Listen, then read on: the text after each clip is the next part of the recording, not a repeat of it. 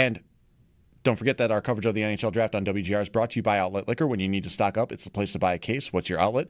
By Fiegel Car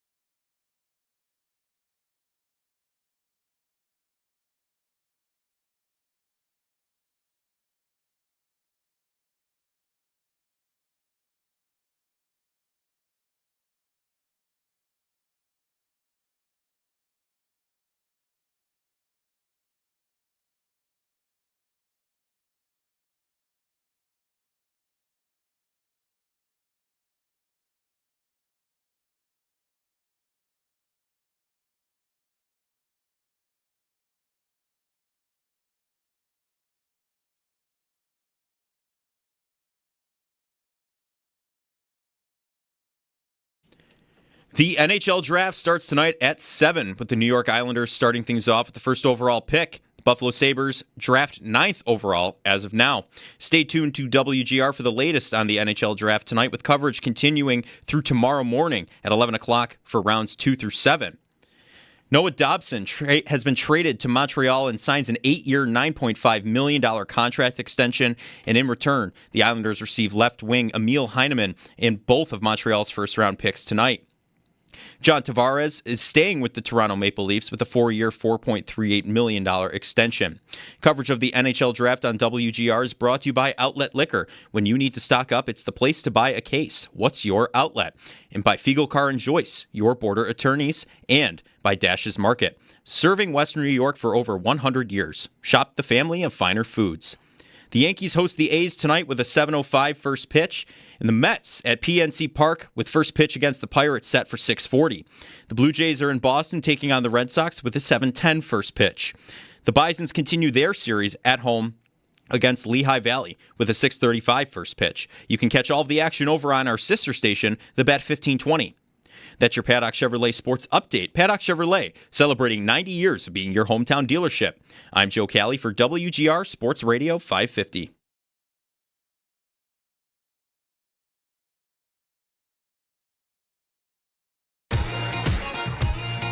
My dad's not here right now. He's still at work.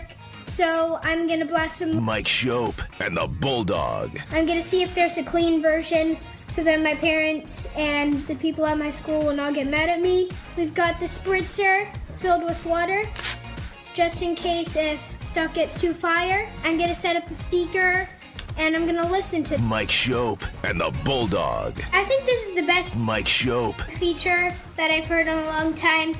I think his flow is really good in it, and I like his aggressiveness on it, and the Bulldog. Put not enough effort in it. I think overall his flow was good, but I don't like that mobile rapping. That was my review of Mike Schopp and the Bulldog. Didn't need the spritzer. Wasn't fire enough. No spritzer for you. No spritzer.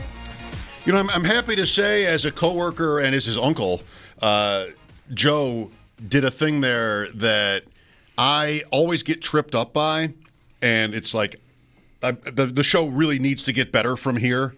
But the draft isn't tonight. The first round of the draft is tonight. Now, if your draft doesn't go multiple days, you're not a serious organization. That's like right. You have to NBA even. Last night was round 2, previous night was round 1. I think the most recent version of the OHL draft that I caught wind of this past spring did round 1 on like a weekday night, and then the rest of it the next day. So even the OHL, even a draft where you're drafting 15-year-old hockey players, they've stretched it out. You know, that as I think about it, I don't think I'm in a fantasy league that does go for more than one day.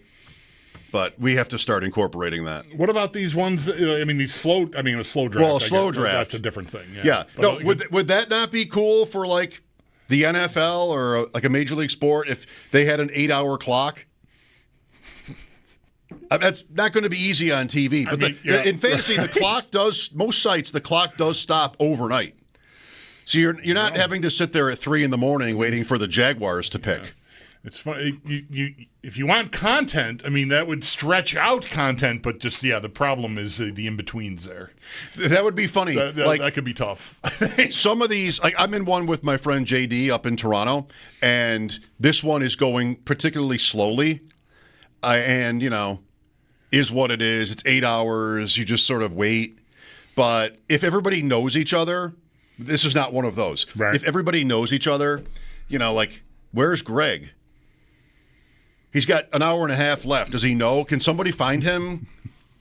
Where's Tennessee? Here. Yeah. Where's Tennessee? Do they know they're up?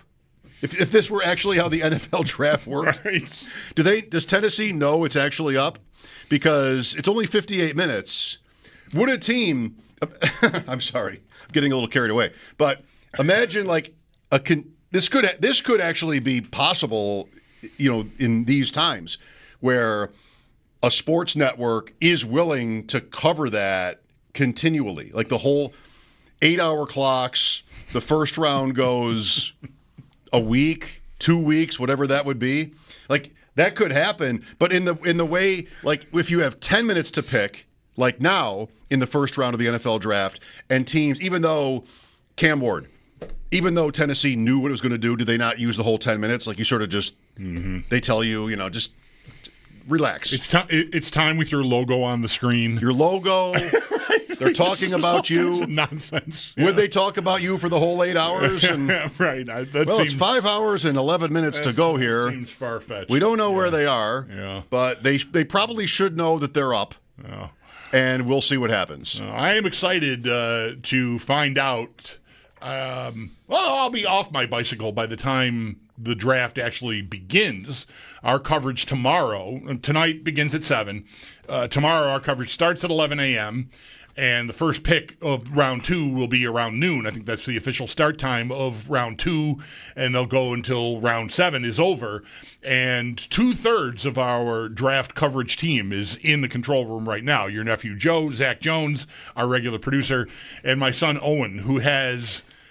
I don't know that he alternated pages like you do in the notebook, but he's got a notebook, and it is full of stuff on guys. Because I told him today, like, how long's the coverage go? He's like, until the draft's over. I'm like, dude, do you know what you just signed up for? Like, do you have any idea? I'm not even sure. I have never. 4 hours? I don't think I've ever stayed with day 2 of the NHL draft long enough to know when the checkered flag waves. I honestly don't know but it's got to go, a few hours at least, I'm sure, into like mid-afternoon at 6 the very hours. earliest. I don't know, but man, he's ready to go. He's got notes on, I don't know, a couple hundred prospects. I think he's good to go tomorrow. I love notes, and I fully respect that. What's a little bit unfortunate, I guess, to use one word, about the NHL draft is the odds that anybody picked tomorrow is ever any good in the league. It's just not how hockey is. Football is so much better for the draft, for fan purposes. Because what are we talking about all the time? With the Bills are a good example this year. Because 99%, if not 99.9% of Bills fans had no idea who Deion Walker is. Like, just sort of, most people don't know. What do they listen for when that pick is made? The school. Defense and school. Defense, right? Position and school. And hockey has forward, defense, goalie. Like, there's three buckets. And 9 million leagues. Well, right. Like, you're not going to know Shawinigan from right. Moose Jaw. There's French-Canadian juniors, there's Ontario juniors, there's Western Canadian juniors, there's USHL, there's NAHL. They don't have many guys picked in your average draft. And then you've got European guys and, oh my gosh, in college guys, it's just a lot of guys. Yeah, like, you almost have no chance of being able to sort of comprehend the differences. Like, Owen, in this case, will tell us tomorrow who everybody is, and then the Sabres will take their turn to tell us who everybody is. But almost and that's football. That's like 1 in 500 people know the names of the non-day 1 players, or certainly day 3 players. And I don't say that, condescendingly, because that's usually me too. I will sometimes know the running backs and receivers because of fantasy, but I didn't know who TJ Sanders was. And the Bills picked him in the second round. Like, oh, okay.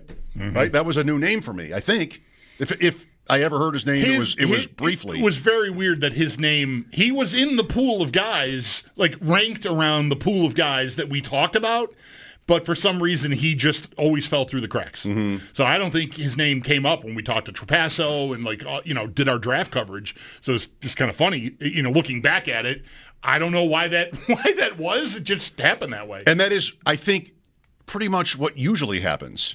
Is there, that to make that point in football, the Broncos on day 2 picked a receiver named Pat Bryant. And I spent every day on receivers and running backs and like trying to draft teams, who's going to go on day 2, day 1, day 3, what are the possibilities here? I never remember hearing the name Pat Bryant before. Next thing you know, he's picked by Denver, and their head coach, who's, won a lot of games, is comparing him to Michael Thomas. oh, well, I guess I should know this name now. I mean, anyway, it's just to say, like, unfortunately for the hockey draft, for the NHL draft and interest in it, you make the point about different countries and leagues, but simply, like, it's just not compartmentalized like football is, where it's so easy that most Bills fans, almost all Bills fans, even by Friday, if not Saturday, didn't care anymore who the players were. It's just positions. Are they going to draft offense? And when they don't, maybe this happened for a fourth pick in a row, leading off on Saturday, like, okay, that's a story. It doesn't matter who it is. Right. It just matters, like, all right, don't we need a receiver? Don't we need a running back? Whatever it was. And that's what football, one thing, what did, was it Greg Wyshynski or someone else say earlier this week on our show? It's also that people watch college football. And a lot of people would have known who TJ Sanders was, and certainly knew who Max Hairston was, and like there's a familiarity with those guys because we're crazy for college football on Saturdays. That's the SEC. And even if you don't know the player specifically, you at least know his school. Like you think, oh, I must have seen him play because I watched South Carolina play Tennessee this year or whatever. It's just a different thing. Yeah. Well, none of this is really like anything new. It's just, I'm just going to say good for Owen. Right, because he's going to know whatever it is there is to know about, these kids. And I told him, just be ready for 80% conservatively of that stuff that you've been meticulously notating for weeks to end up completely useless. It's on the cutting room floor. It's just not gonna make it. Right. There's commercials, and then you'll be talking to Paul, and the guys will be talking that get picked, and you just 20 picks are going to go by. You're going to not have anything to say about them. That's okay, though. Yeah, no. There's a good lesson in that. You'll welcome the break, sure. There's a good lesson in that. Who's ever gotten in trouble being over-prepared? That's right. So, all right, well, that'll be tonight and tomorrow. Is there what's the range here? It's not like 100 to 0, but what could happen tonight that we will like or dislike? I mean, there could be a trade. There could be... They just make the pick at 9. I think the trade or no trade is the NHL Draft's version, at least for Sabres fans, of receiver or no receiver, to some extent. I don't know if that's exact. I just thought of that. I hadn't been sitting on that for a day or anything, but I think a trade of some kind before the 9th pick gets made, involving Bo Byram, ideally, and replacing, in some hopefully credible capacity, what you gave up in J.J. Peterka, that happens before the picks start being made. I happen to like the idea, maybe, of the 9th pick being a sweetener in a Byram trade to get you a better caliber of winger, if that's actually what they end up targeting. It's what I think they should be targeting. And I think if that doesn't happen, then it's another day closer to... Are they going to do that or not? And that lasts maybe more than a week. But then, the milk starts to smell funny after a while. But by the time you get past July 2nd or 3rd, past the 4th of July even, right? That's on a Friday this year, so we'll be off, and then we'll be back on Monday. And if something hasn't happened by then, it's big trouble. But tonight is the first signpost on the way to that. This first signpost on the way to oblivion. It's going to feel like if they don't do something to replace Peterka. We talked a lot about that yesterday, and I still, I like the guys that they got in that trade, but there has to be something significant happening beyond it. And if that doesn't come, then you've got a lot of problems, I think, that look a lot like previous seasons when we thought, sure, they're gonna add this or that, and nope. I don't know. I just think they have. This is going to be a little bit like a couple days ago when I mentioned what I think is like Samuelson's general irrelevance to the overall, and you pushed at me on that. I think the range of reactions here is from like really good somehow to whatever. I mean, I don't know if they don't do anything by July 7th, how different will that feel than it has for the last 2 years? It'll just feel like, the Sabres, if I were they, I would probably want to ignore this. I'm not here for public perception. I work here. I'm going to do what I think is best for the team. This is Adams and like the whole lot of them. But really, like, I think there's very little they could do, even including like, well, the Peterka trade. What would you say public opinion was on that? Like 80-20 against?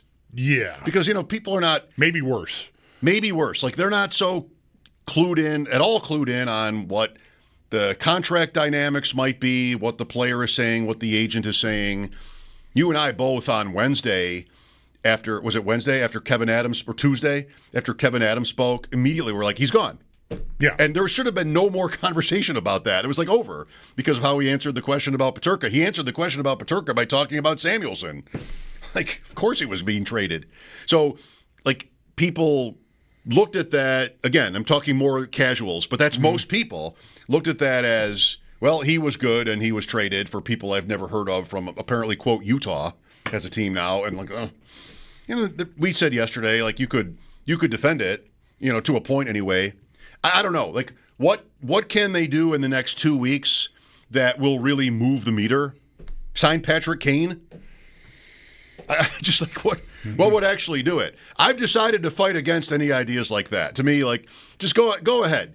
I think the Sabres are a team that probably in a vacuum is better off drafting tonight, drafting kids, trying to continue to build it from within.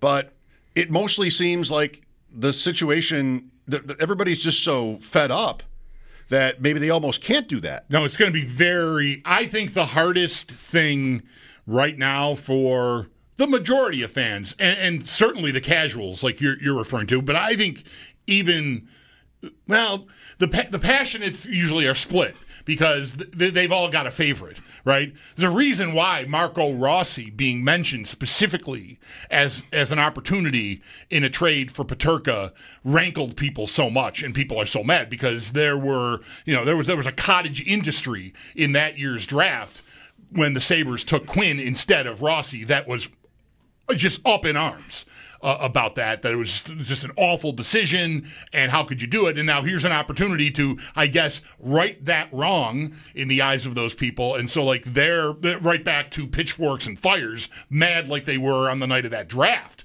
Like, how come you didn't do this again? You had a chance to do this again. Why didn't you do this thing again?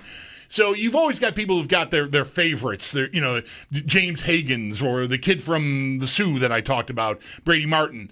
That if they pick that guy, you're like, okay, this is the guy I wanted, right? It's like me with Xavier Worthy. What do I know about the draft? I settled on an idea and I liked it and I thought it fit, and the Bills punted it to their biggest rival. So of course I was upset about that. So that'll happen. It's not as large a number of people, and again, because fewer people know about these guys. But the majority of even passionate Sabres fans, I would count me in this group. I'd be like, who'd you pick? Great. Yeah, what was last year? Like, right? Who'd you pick? Great. That reads great. I'll wait. I'm going to be 3 years older by the time he gets here. Fantastic. That was last year exactly. Right. I think. Yeah. It's a 13-year drought. They drafted Hellenius. Right. Oh, that seems all right. Reads good. Reads nice on paper. Sounds good. Okay, great. Yeah. 200-foot player. Okay. Yeah, Fine. great. But it doesn't really. Right. It doesn't affect whether you're going to buy tickets. No. Right. That's maybe. I don't think it really. It's not optimal if it is a part of their equation, but in real life it might be. I don't know how bad it is. I mean, we have our own takes. We hear from a lot of people. It just seems very, very desperate right now with them. And they have to care. It's above Adams or above Kekalainen. But somebody has to care about the bottom line, right? And I don't know. Kane is somebody. Doesn't that eventually happen where he's on the team? And maybe it's not the worst idea. I've never wanted it. I just have never really cared about him, but he's local. He'll probably go to the Hall of Fame, and maybe of course, they could use some sort of Q rating help in that way. Instead, it was Eric. The last version of this might have been Eric Stahl, who was on like one of the most hated teams in Sabres history, 06 Carolina. Like, okay, well, that doesn't mean he can't help, and he didn't help, and he was traded immediately, and now he's in the front office but won't be around. Like, I just way to really nail it. Way to really nail it. Sometimes sentences are just full of so much absurdity. What, is Aaron Ward not available to run the draft for the Sabres? Come forearm shiver people in the chin. Can't they get Commodore? Yeah. So, anyway. Well, I want to mention this. I mean, I don't have to force it in now, but we got a few minutes before this segment is up. I defended them getting low on the return. At least that's the general consensus on the trade yesterday. Sort of in favor of, well, they filled needs. These guys will fit in places of need, and especially the defenseman Kesselring. I got it. I think I'm in the clear. And so, fine. I'm not that worried about how it stacks up on the trade chart. If Darren Drager's going to give it a bad grade, I'm not that worried about that. Just keep doing your thing, right? But I wake up today and one of the first things I see about hockey is from Elliot Friedman. The Sabres aren't quite seeing what they were hoping for as far as offers on Bo Byram. Like, good morning, right? Thanks for coming. And I do think it's fair to connect them not getting great return on Peterka and offers not meeting, their hope or their demand on Byram, because any team that's dealing with them, that's looking at Bo Byram, I think would be inclined to go, I'm not paying sticker.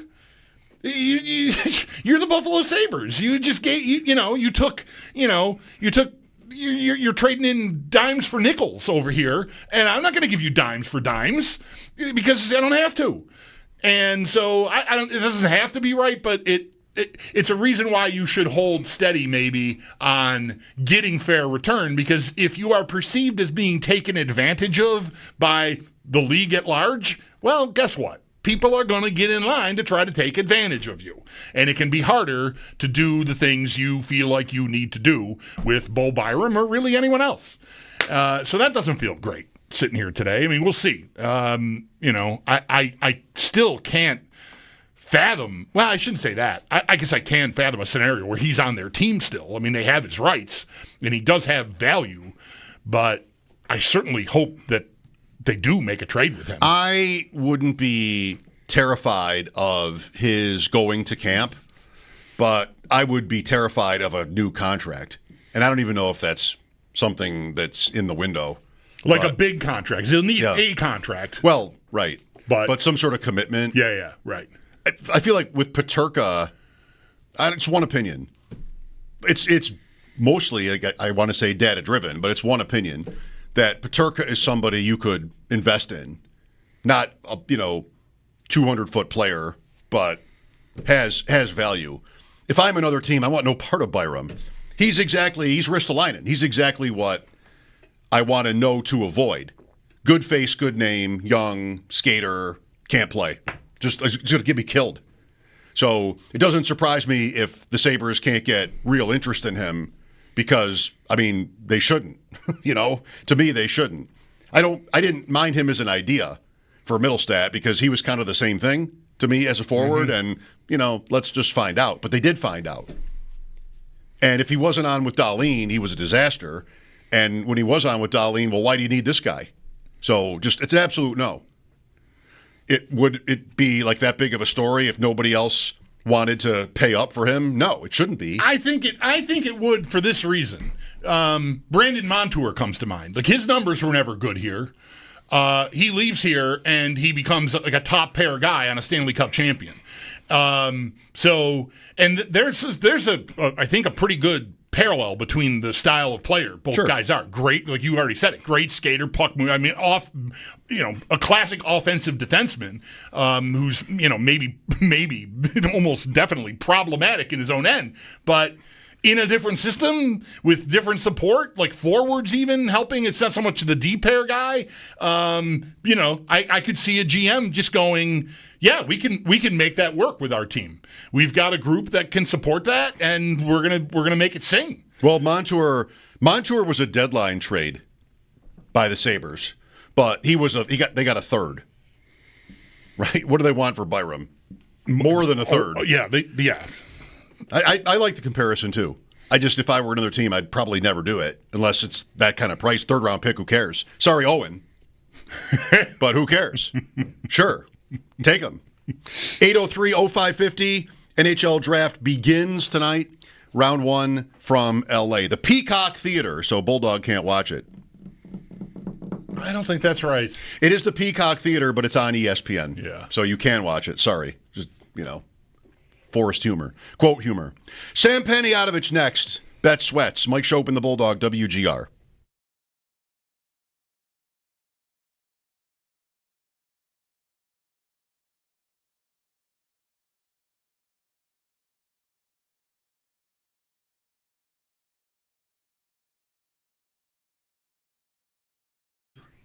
Mike Schopp for my friends at Paul Davis Restoration. It was a wet spring.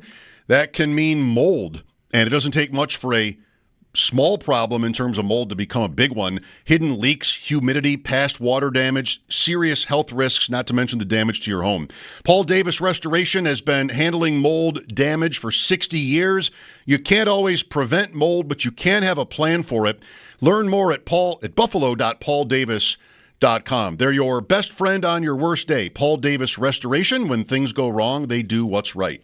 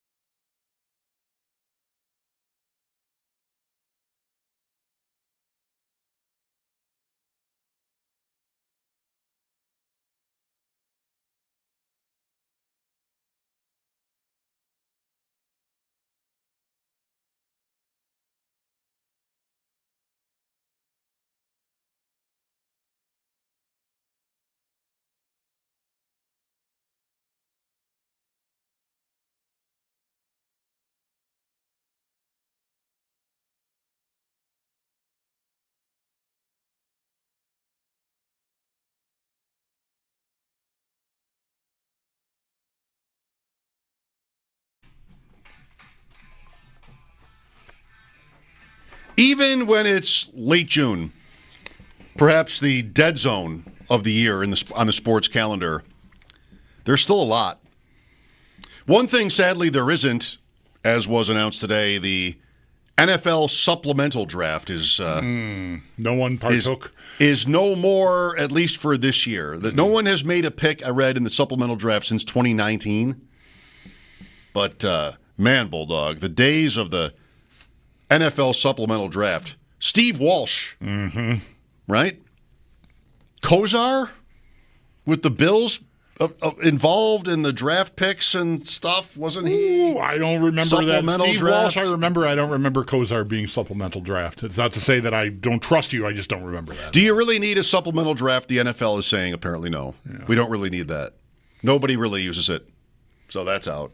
So sadly, I would say no need to ask Sam Panayotovich for his thoughts on what will happen in the 2025 NFL supplemental draft because there will not be one. Sam Panayotovich on the Wester Hotline, the host of Bet Sweats, Odyssey Sports Betting Insider. Check everything out, lines and whatnot, on the BetMGM app, and be sure to catch Sam's show with Joe Ostrowski weekday mornings 9 to noon Eastern on the Bet 1520 and the Odyssey app. Sam, how are you? Vacation is underway, and I just wanted to say thank you so much for playing Led Zeppelin into my hit. I love that. Well, I mean, I had no say in the matter, but I'm glad you're happy. I'm glad it worked out for you. Yes. Where is vacation? Right. You just, I don't want to say the thing that how people describe staying home on vacation because it will make me want to slam my head in a doorway. Staycation? You don't like that? I don't want to work here anymore. What are you doing on your time off, Sam? Back to Chicago, back home. So I'll be there Monday to Saturday. There's a bunch of parties Thursday, Friday, and then back to work on Monday. Although I was told I should probably call off that Monday now so I don't have to work it. Then I can work Tuesday. But, yeah, back to Chicago, back home for the holiday. All right, good deal. Seems like they'll probably know what's going on if you do that at this point. NHL Draft. No. I mean, I did Sam's see. gonna hang up. He's on vacation. I know. I did see from Greg Wyshynski, like the top 4 picks are minus money. The first pick is minus 10,000 or something. So there's not a lot of drama there. Is there anything to do with it? No, not right now. Everything has been molded into shape. We bet this kid Martoni to go 3rd overall, and I have no idea if that's going to hit. But he was 15-1 about a month ago, and at this point he's like 5-1, 6-1. I don't know what's going to happen. And it's funny, in Vegas they're not even booking bets on this. So there were several sports books in Vegas that for years used to take bets on NFL draft, NBA draft, NHL draft, and they all stopped because they kept losing every year because they had no idea what they were doing, and the info got to the bettors before the books. Right. So, I mean, look, you laugh, but it's true. You ask any Vegas bookmaker, the NFL draft was a loss leader for the last 5 or 6 years, and then they finally just stopped taking it because they were on defense the whole time. But I have Martoni, I think that's his name, to go 3rd overall. If that happens, cool. If not, whatever. I was going to ask you guys, should I bet Buffalo to win the Cup at 150 to 1? Absolutely. Yes. I mean, that's just free money. Yeah. 150 to 1? Yeah. What's the most you would bet on that? $20? 20 for 3,000? Could you go that far? To win the Stanley Cup? You wouldn't put $20 on that? No. All right, I would. No, I like my long shots, and so therefore I'm conditioned to like losing. But that's how we're different. That just seems like a complete waste to me. I would spend $20 on that to win 3,000, and they'll just hedge in the conference finals. That's what I will do. Yeah, okay. Well, it hasn't been good, I know, for a while, and I actually listened to you guys the other day, I thought Mike's visor was going to leap off his head. He was, I thought he was very animated in that video. But you look at the prices for these teams, like the Penguins are 200 to 1, Seattle 300 to 1, and then the Blackhawks and Sharks are 500 to 1. That says a lot. As wide open as hockey is in the playoffs, those teams have no chance. Pittsburgh seems like maybe a more reasonable idea, just because of Crosby and Malkin, right, to win a Stanley Cup. They've won 4, right, or 3? 3, yeah. Sam, you and I were both thinking about NFL Coach of the Year. I, for some random reason, had a thought about Sean McDermott this morning and this award and like what he might need to have a chance at it, which is, I think, maybe 100% a Josh Allen injury. I mean, perish the thought. Can McDermott build, is there a season, in your opinion, and he's going to be a long shot, he always is, and he never has come close to the award, I mean, even with all the 5 straight division titles, still. Is there a season, apart from an Allen injury, is it 17-0? What's a year where McDermott might have a look at it? Yeah, I think you painted 2 pretty good pictures. It's either the Bills going undefeated or Josh Allen going down and him coaching up whatever there is left in the back, like the backup room. I don't know, because Andy Reid every year is 100-1, and Andy Reid, I would argue, is one of the best coaches in the league, but he doesn't win. He's won it 1 time, so I don't know that there's any value in betting like McDermott, John Harbaugh, Andy Reid. It's just you have so much security there in terms of like winning games, and I don't know. Like usually it's a coach that takes a team to 10 wins that wasn't good the year before. I mean, you look at O'Connell, Stefanski, Dable went 9-7-1 a couple of years ago. It's usually a coach that overexceeds expectations by a handful of wins. So I was texting you, Mike. I said, I think Shane Steichen makes a lot of sense. Last year they were about 500, and now they have a really bad quarterback room. Richardson, Daniel Jones, and Riley Leonard. If he can massage 10, 11 wins out of that, I think he's a good bet at 30-1. My advice would be to not bet the Bears coach, because last year Matt Eberflus was favored to be coach of the year, and he got fired midseason. Not that Ben Johnson and Matt Eberflus are equals, but it's difficult to bet those guys on top. Everybody's talking about them. It's Vrabel, it's Ben Johnson, it's Pete Carroll, Liam Cohen's another one. But everybody knows that, guys. So I would be looking like at least 20-1 or higher, because there's no value on any of these guys 6, 7, 8-1. What kind of number is on McDermott right now? I don't know. I've not looked at this. Do you happen to know? Oh, he's like, 50 or 60-1. Yeah.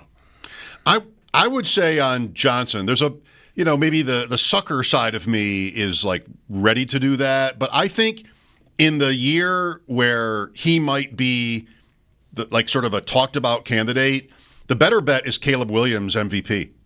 Because how does Ben Johnson win?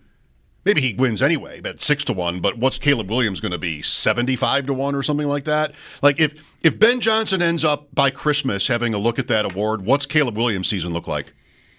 Well, it's funny you say that, because Caleb is already down to like 30-1 to win the MVP. Oh, never mind. So, never mind. Right. Whoops. No, still good.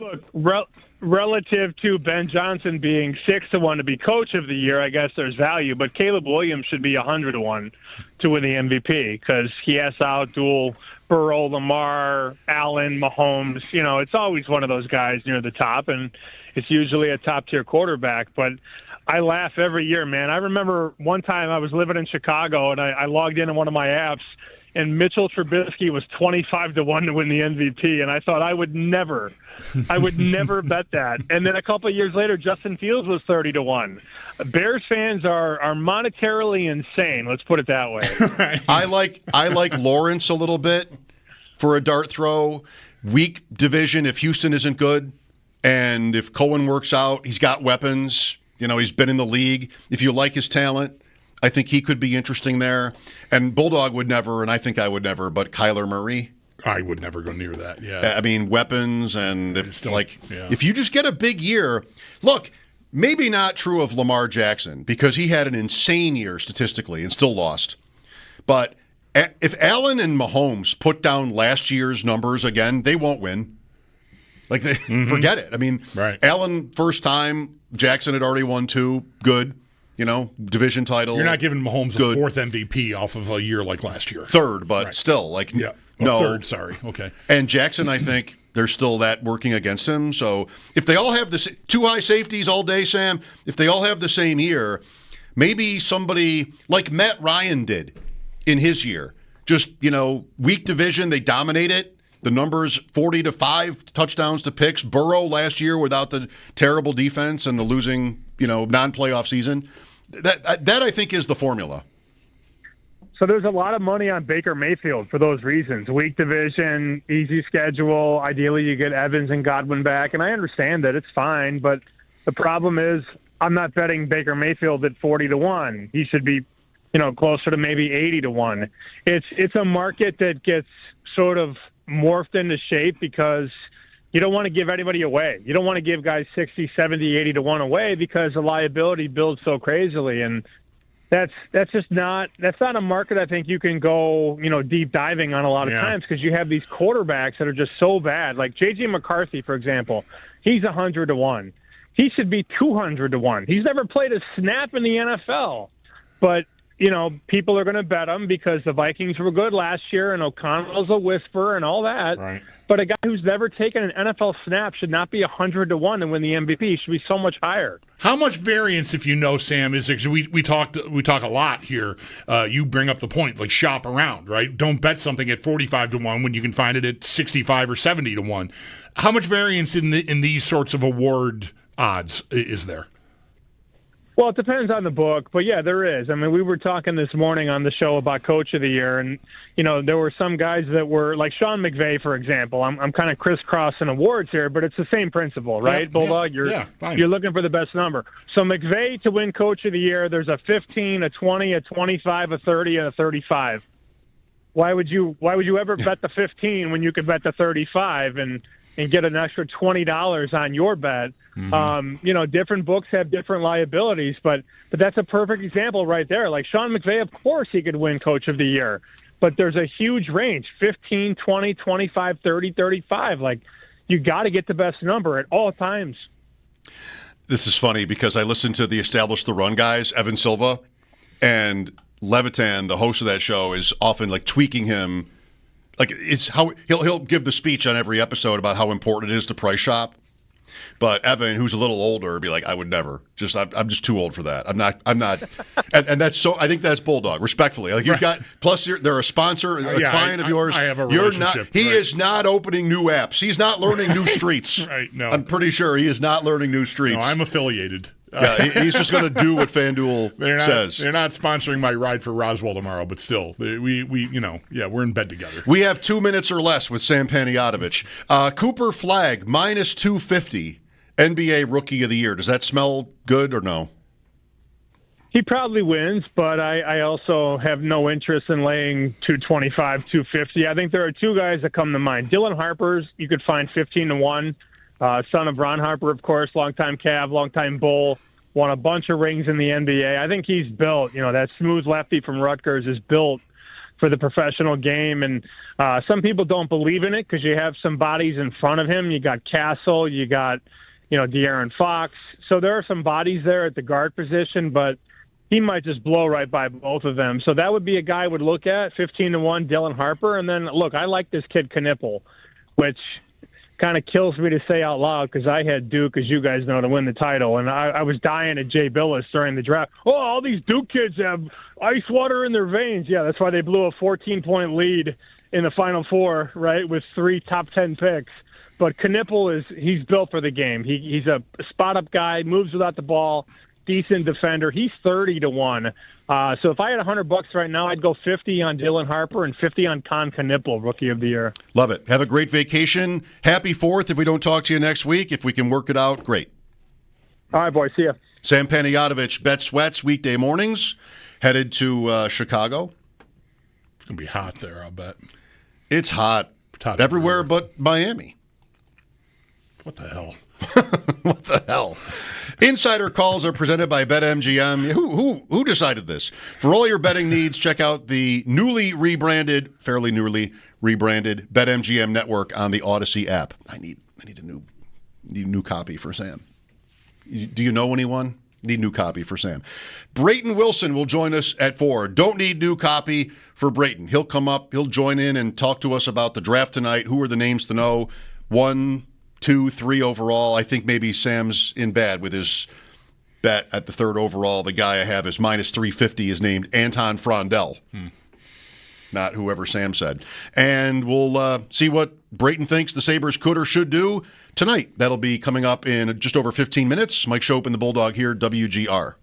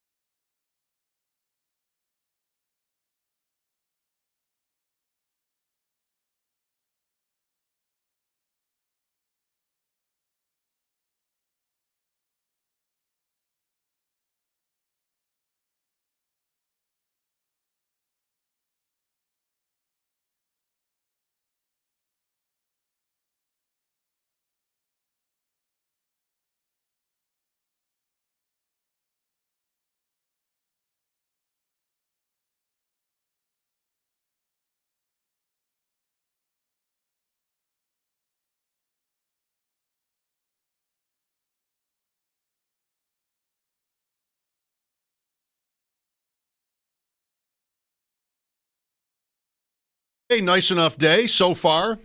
Bisons are home tonight, 6:35 to Lehigh Valley. Enough with Lehigh Valley. Yesterday was our station fun team sponsored event at the ballpark. Never once have I been able to go to that. I love the idea of a ball game with coworkers, but the Bisons usually don't play like at 9 in the morning or even 9 at night for that matter, making it tough for me. Don't worry, I'll be okay. Last night, they gave up the first 11 runs. So there we all were up there, not me personally, but there was our group. And they got down to 11-0. Ended up losing 12-8. Valiant comeback rally there, but not enough. So the Bisons have started the second half of the season 0-3 against one of the best teams in the league, if not the best, Lehigh Valley, who had a great first half. So 6:35 tonight for that one. And the Mets are in Pittsburgh. All right. First game in the Major League schedule today is that one at 6:40. Did you see any of the Mets last night against Atlanta? I did not, no. Griffin Canning. I don't get the Mets channel anymore. Oh, okay. Yeah, neither do I then. I was out. All right. Drafting. Yeah. You know. Of course. This was the game on in the bar until they turned on Law and Order. Yeah. Halfway through it. What do these places? What are they thinking? No volume. The game was like the fifth inning, and they turned it off for Law and Order. I don't know. I guess nobody was there to watch the Mets, as far as they knew. Were people there to watch Law and Order? Because that's you can't even really watch Law and Order, right? Oh boy. Anyway, it was a nice time, and Griffin Canning, the Mets starter, went down with a ruptured Achilles in the first few innings of the game. I saw that reported. Is that confirmed that's confirmed? Okay, I saw the reports this morning where they feared that, but I've confirmed it. Tough. I'm confirming it. Okay, I watched it. Oh, okay, I see. That is the injury that looks the same every time. Yeah, like there's no contact, right? Like there's not a hit, there's not a collision or anything, and just like Aaron Rodgers with the Jets. He sort of got up and couldn't put weight on it, and they had a couple of trainers and coaches maybe help him off where he was barely stepping on his good leg off the field. Like if it's a knee injury, they either put you on a cart or they carry you. Like they're not making you walk, but the Achilles, like you're not going to do anything worse. Yeah. I think everybody knows. Yeah. I've never had this injury, thankfully, but I think everybody knows with that injury that it's that. The baseball pants, though, do allow for more uncertainty. I appreciate like the Halliburton, Aaron Rodgers, even the sock. Like you know, eventually you get around to replays where you can see that happen. You're like, you probably don't notice that with the baseball pants. Those are not skin tight. Yeah, I guess not. But still, the way they handle themselves after is the same. If I remember right from last night, this guy wears like the high socks. Oh. But I don't remember like seeing, if you will, a bulge. Brayton Wilson coming up. We'll talk about the NHL Draft, which starts tonight, round 1. Mike Schopp and the Bulldog here, WGR.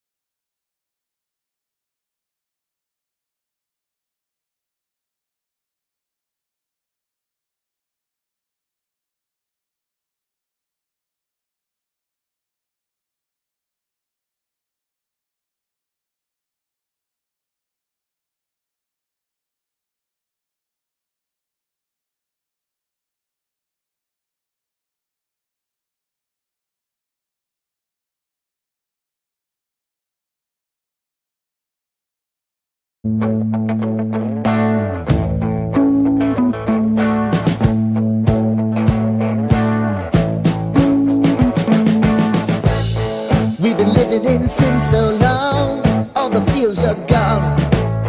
Fella stopped me on the street last night, said everything's alright. Roller coaster, make it through the day upright. It seems your meal ticket is gone, but life goes on.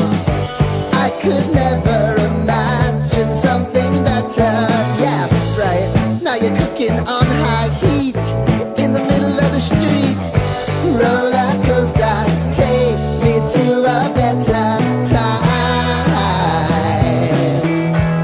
Let's go!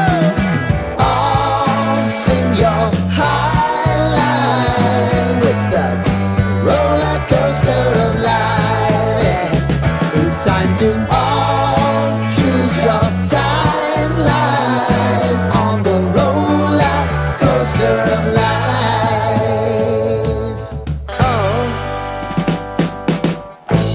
You seem to easily forget how to place your bet. When everyday life gets you down, you gotta steal the crown. Got to own it. Don't bitch and moan about it, please. God forbid you scrape your knees, and it's nothing to sneeze at. Oh, I've told you over and over again. You gotta get both hands around it and make your own plans. Roller coaster, it's taking over, it's about time. Oh, all sing your high line on the roller coaster of life. You've got to all choose your timeline with the roller coaster of life.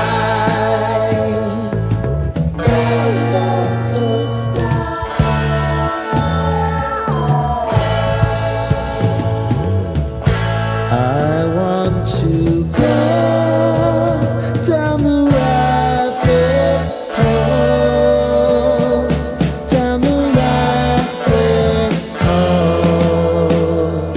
of life.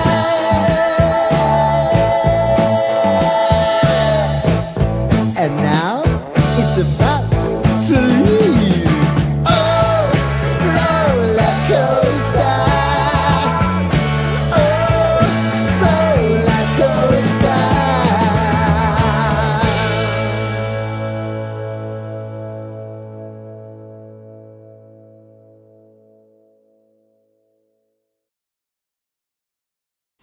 Round number one of the NHL Draft gets underway tonight at 7 o'clock. The New York Islanders starting things off with the first overall pick. The Sabres drafting a little bit after that at 9 overall. Stay tuned to WGR for the latest on the NHL Draft with live coverage, continuing through tomorrow morning starting at 11 o'clock for rounds 2 through 7.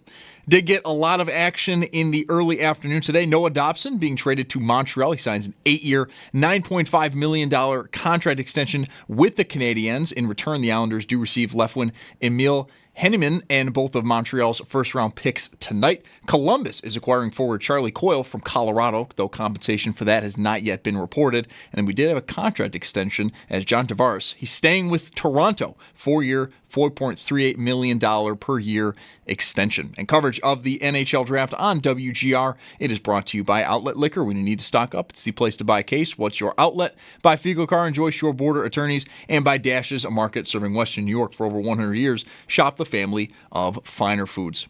The Yankees host the A's tonight. First pitch, 7:05. The Mets are in Pittsburgh against the Pirates. That will be the first game to get things going tonight at 6:40. Blue Jays are in Boston as they take on the Red Sox, also just after 7 o'clock. And the Bisons continue their series at home against Lehigh Valley, 6:35 first pitch. That game will be on our sister station, the Bet 1520.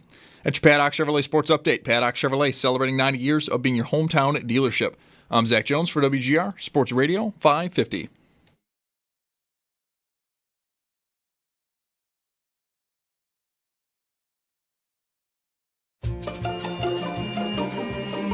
It's Mike Schopp and the Bulldog. We're up there, and like you're the people on the panel, so I'm like taking pot shots at Brian Brown.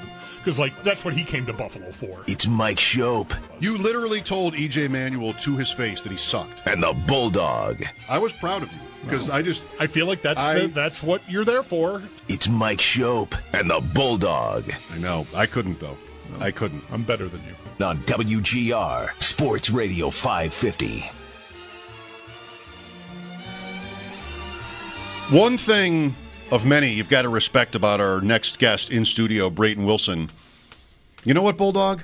I'll give you a mock draft, but I'm only doing one. That's it. I'm not going to change them every 5 days for clicks.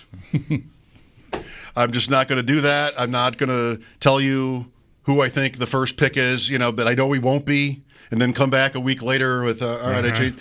No, Brayton would not do that. No risers and fallers in Brayton Wilson's world there. And you didn't even go all the way through to pick 30, did you? I picked all 32 teams. It's just I didn't give reviews of every prospect. I only did the top 16, and then from there it was just here's some names of dudes. Yeah, right. Yeah, but they're all real guys. Yeah, they're all real.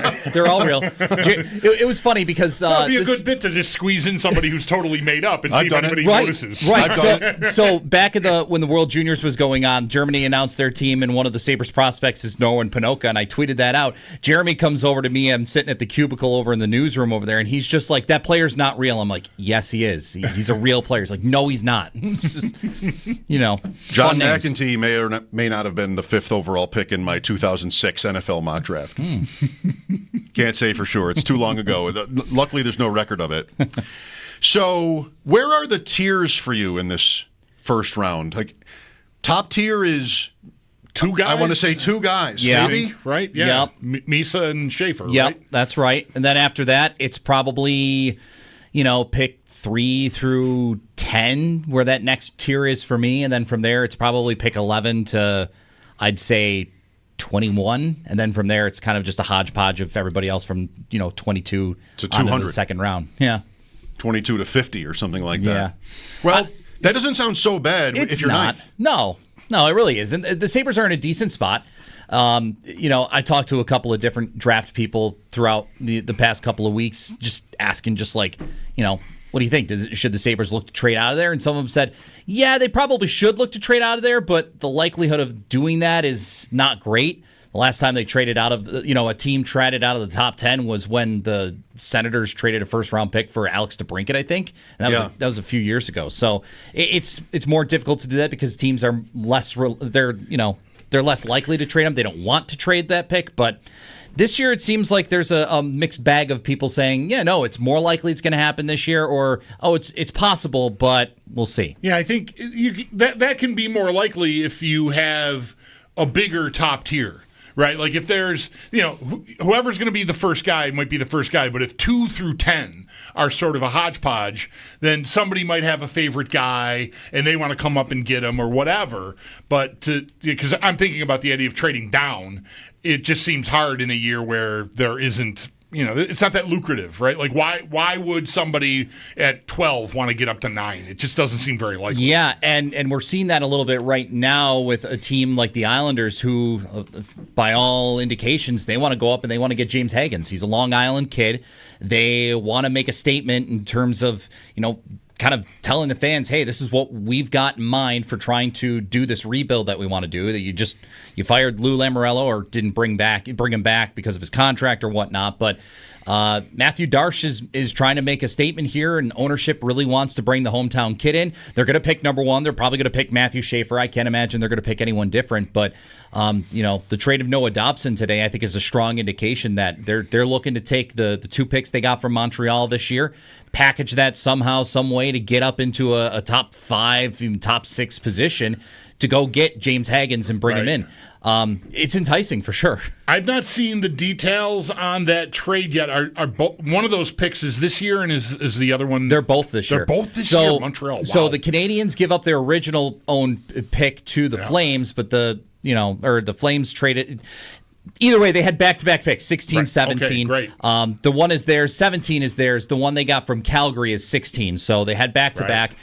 They give up both of those in order to get Noah Dobson. So the Islanders are gearing up. Whether or not they're able to get it done and actually bring him in is the next question. Right. Calgary first team out, Montreal last team in. Yes. Right. Yes. Hagens has kind of been on a bit of a tumble, it sounds like. Yeah. Like that might be what is igniting this from the Islanders' standpoint. If it's being perceived as him falling as far as even the Sabres pick, say, then maybe they think that's doable.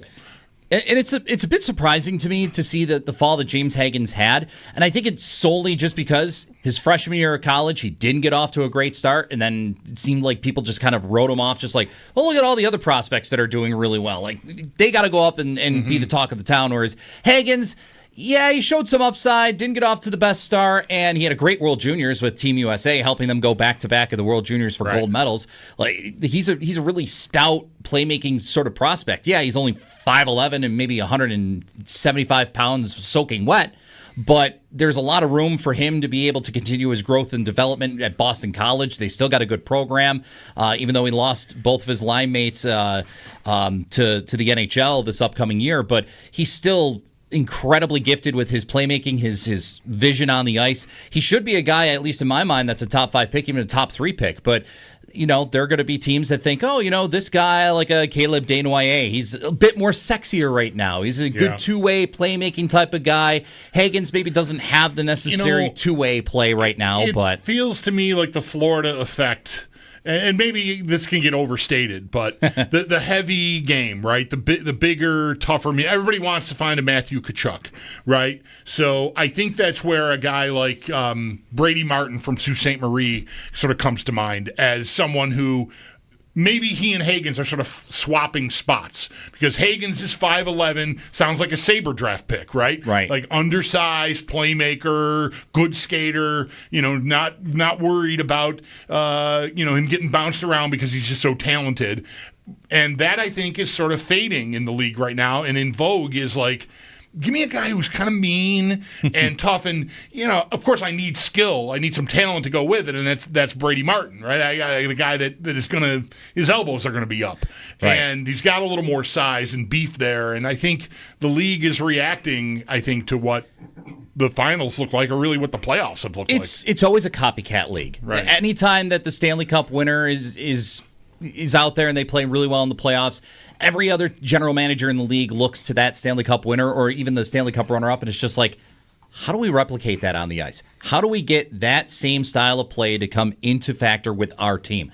And yeah, I think that's absolutely a valid point where a lot of these other teams, these general managers look at a Florida, even look at an Edmonton to an extent and see what they built in order to get to back-to-back Stanley Cup finals for both of those teams.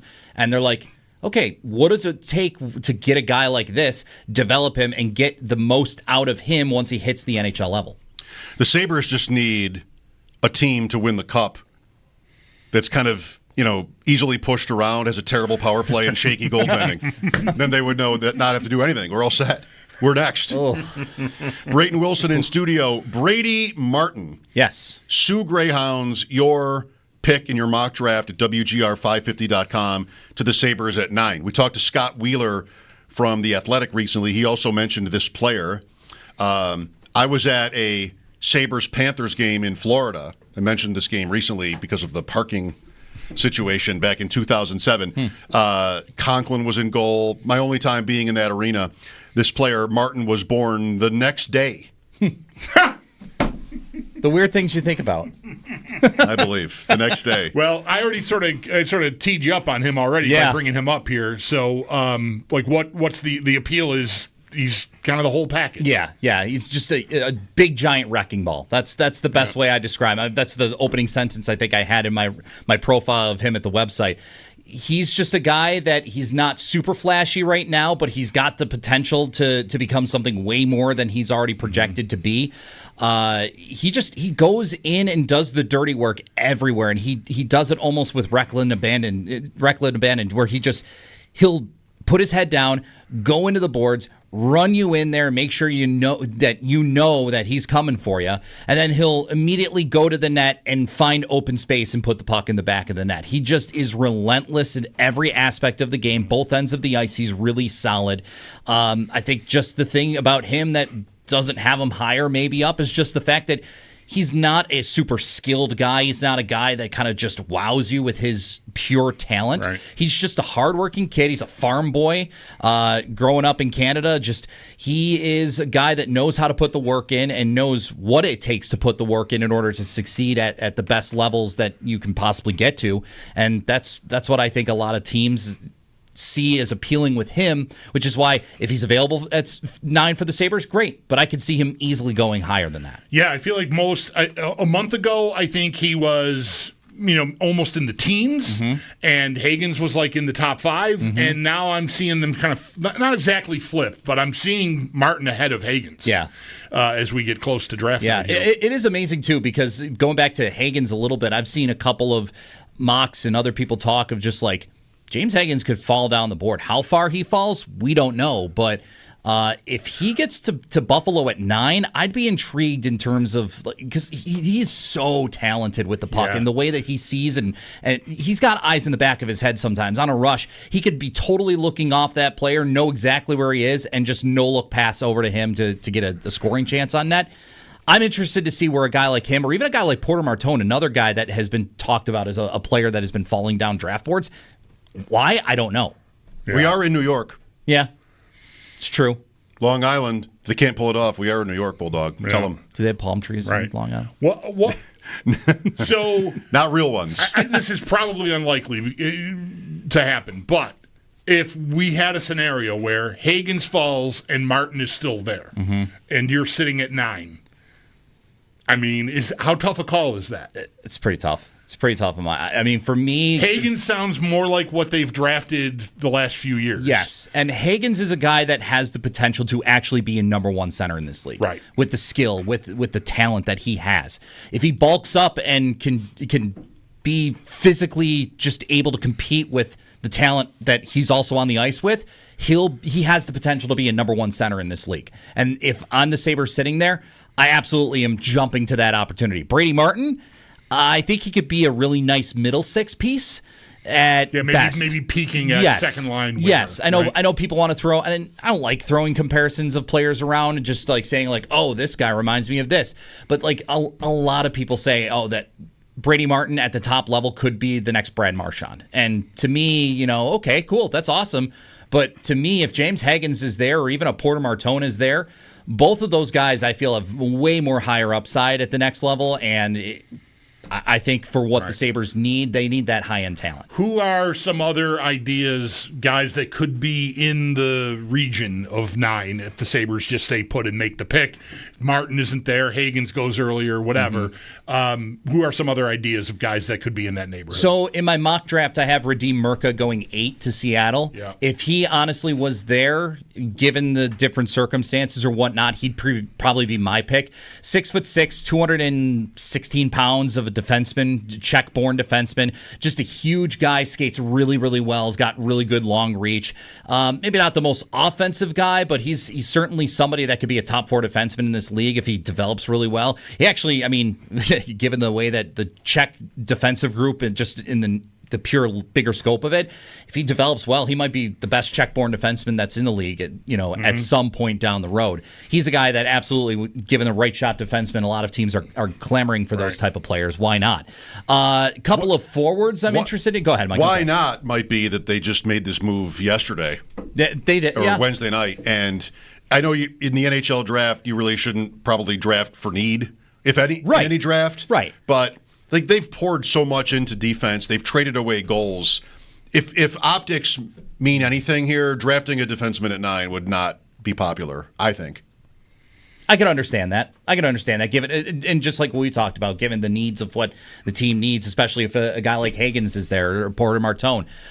Roger McQueen is another interesting name for me, at least, just because he's got this huge, insane frame of 6'5". He's up in the 200-pound level as well, or he's a little under that, but he's got the ability to fill out that frame. And people throw the comparison of Tage Thompson out there.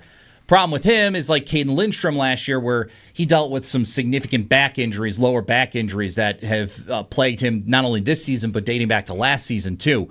As long as he can prove that he has put that behind him and that's not going to linger into next season and beyond, I could see him going much higher up in the draft too, even being an option for the Sabres. And then another guy that's kind of like a guy I personally like, but again, one of those smaller forwards, is Victor Eklund. Eklund is he's an energizer bunny out there. He skates hard, skates fast. He's one of the better, smaller, complete players out there. He plays a really good 200-foot game. He played really well playing at the second-tier professional level in Sweden this past year. He's going to play there another year, but the Djurgårdens, the team he was on, is actually going to be back up in the Swedish Hockey League. He's a guy that if they want to trade down, like let's say that there's the thrown-out trade that they're looking to get Brian Rust or whatever, and they swap 9 and 11, a possible pick at 11 could be a guy like Victor Eklund for me. Yeah. How enticing would the Islanders with 16 and 17 now, if Hagens falls and the Sabres are on the clock and the Islanders call and want to give up 16 and 17 to get up there to get Hagens? How good or bad an idea do you think that is? So you'd be falling out of that tier that I feel comfortable with, where they're at 9, going to that next tier. There's still some good talent in that next tier, but in terms of the projectability of them, the second tier of mine is just like, okay, probably 2-3 years maybe. And then you follow that next tier, it's like, okay, it might be a little bit more of a longer timeline or a more longer road at some point for them. Development process, exactly. If they do make that trade and they do get 16, 17 or whatnot, I'll throw the names that I had for Montreal. Justin Carbonneau, who's just a dazzling playmaker for up front. He played in the Q, and I always take the players from the Quebec Maritime Junior Hockey League with a grain of salt, just because that league is such a high-scoring league, and there's really no physicality up there. Right. It's just, goals. The games are going to be like 10-8, 9-7 sometimes. It's just high-flying stuff and skill, but when it comes to prospects developing into these complete players that can be really projectable at the NHL level, it's always difficult. But Justin Carbonneau is a really unique type of player. He can score, he can pass, he can kind of do it all. His defensive game, again, not really there, but at 6'1", 192 pounds, right shot, he's kind of attractive in that aspect. And then a couple other players to throw out there. Cole Reshny, he's a guy I really fell in love with as the season went on. Just a really, really gifted passer. Again, a smaller player, 5'10", 187 pounds, but he is a master at threading the needle and finding the smaller spaces that you can, dish the puck to and get into the back of the net. And then if you're looking for maybe another defensive prospect that could be in that range in the middle of the first round, is Logan Hensler, right shot defenseman. He played at Wisconsin. He kind of reminds me of a right shot Ryan Johnson, where, his offensive numbers aren't great, but he can transition the puck really well. He's good at just getting from defensive zone to offensive zone. If he gets caught up in the offensive zone, he's got really good speed and power to get back to the defensive zone and defend real well. Really nice, well-rounded defensive prospect that could be of interest for the Sabres if they do move back. What do you make of the fact that teams are not together in LA for this tonight, either as a fan, an analyst, somebody reporting on it? Usually we'd have Paul at the draft and he would be looking around the room and who's talking with whom and all that. Yeah. And maybe the NHL will get back to that. It seems to be what everybody says. Mm-hmm. But tonight, this weekend, will be different. Yeah, I don't know how I'm going to like it. We see the NHL draft, even the NBA draft is kind of similar, where it's decentralized. Everybody's at their home base, and we get the quick shot of the general manager and the head coach, shaking hands, and high five, war room. I love the NHL draft because it's just so unique. And there's a lot of things about the NHL that's just so unique. One of the things we recently just saw it was with when they present the Stanley Cup. Who's the first people getting the Stanley Cup? It's the players. And they cycle through every player before a coach, a GM, any front office executive touches that trophy. And that's one aspect of the NHL that's unique. Another aspect is the draft. You get everybody into one room, one arena, whatever it is, and you got GMs conversing with each other. You've got the players that come down. They're with their families. They're hugging, kissing their parents, but as they're getting their names called and everything like that, they walk down. They get that interaction. They're interacting with other prospects, and there'll be still some of that with this year's draft. Right. But I mean, the extensive nature of the NHL draft every year is just so unique, and that's the one thing we're going to lose out on this year. And I get it; they're trying it out. Yeah. I'm glad they're already thinking, though, go back to the way it was next year. I'm waiting to see how that happens. So the Sabres pick at 9. They announced earlier today that the Goo Goo Dolls are going to announce their pick. Cool. So like they pick whomever comes out of the stand because the players are there, right? Mm-hmm. So the player comes out. Are they hugging Johnny Resnick? Is that what happened? He won't be there, right? What do you mean? They won't be in L.A. Are they? I don't know. I was assuming that's what that meant. Oh, that I was thinking that they would be on site. That or they could be on site doing Zoom, I guess. something like that. Yeah, they could be anywhere. Yeah. I think. But. Like when Alex Trebek announced Tim Stützle to the Senators years ago, he was that was COVID year, but still. Well, next year's draft location has not been announced. Okay. As they're probably trying to figure out what they're going to do for it. Yeah, that's true. And the Sabres will not have their second round pick next year. Yeah. By the way, Norris. And next year's draft is said to be a very deep draft, even deeper than this one. So, I mean, trade your first for a first plus next year. Yeah.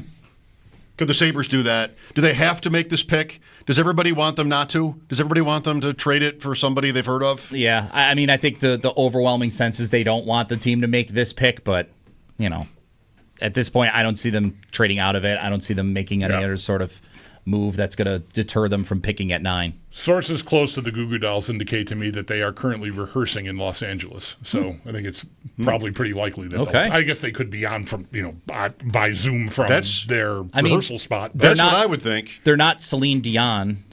Celine Dion was there for the pick last year for the Canadians. I mean, is every team going to have somebody like some celebrity in L.A. for them? I mean, I doubt it. Who's announcing these picks? The Goo Goo Dolls. Well, the Goo Goo Dolls will just do everyone. That's one. Does it mean the Sabres won't trade it? That they made that announcement? Well, they didn't. It doesn't say they're announcing the 9th pick. No, I know, but that's right. Right. But their first round pick. Yeah, are they committing to making a first round pick? Maybe they get to announce a trade. Yeah, maybe. Well, let's just not even speculate any further so that we'll all be listening tonight to find out what happens. All right. Thank you, Brayton. Thanks, guys. Appreciate the time.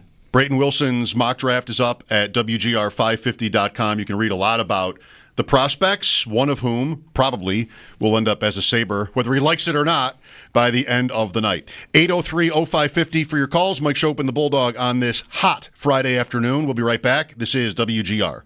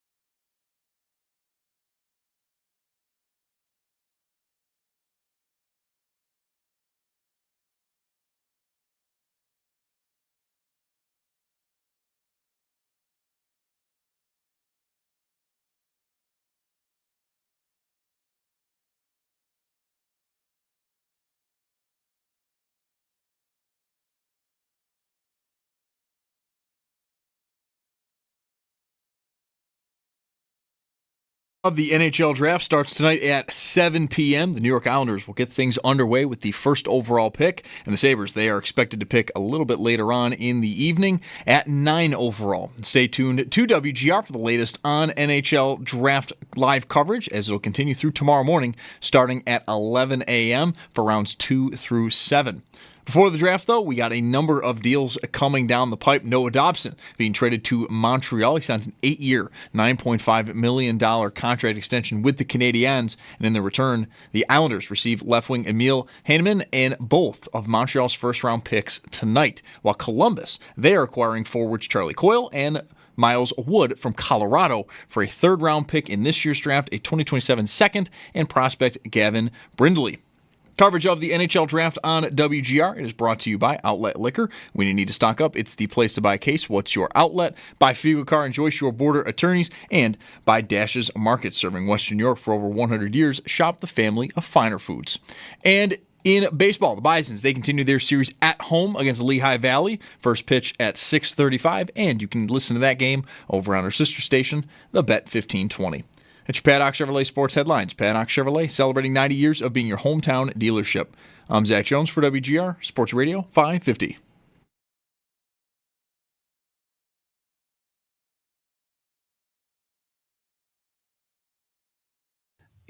Tuck, they are at least determined to take a run at signing him. I could see that being a very big ask because Tuck is a really good player and the cap is going up and we're seeing a lot of these asks going up. I still think they're determined to sign him.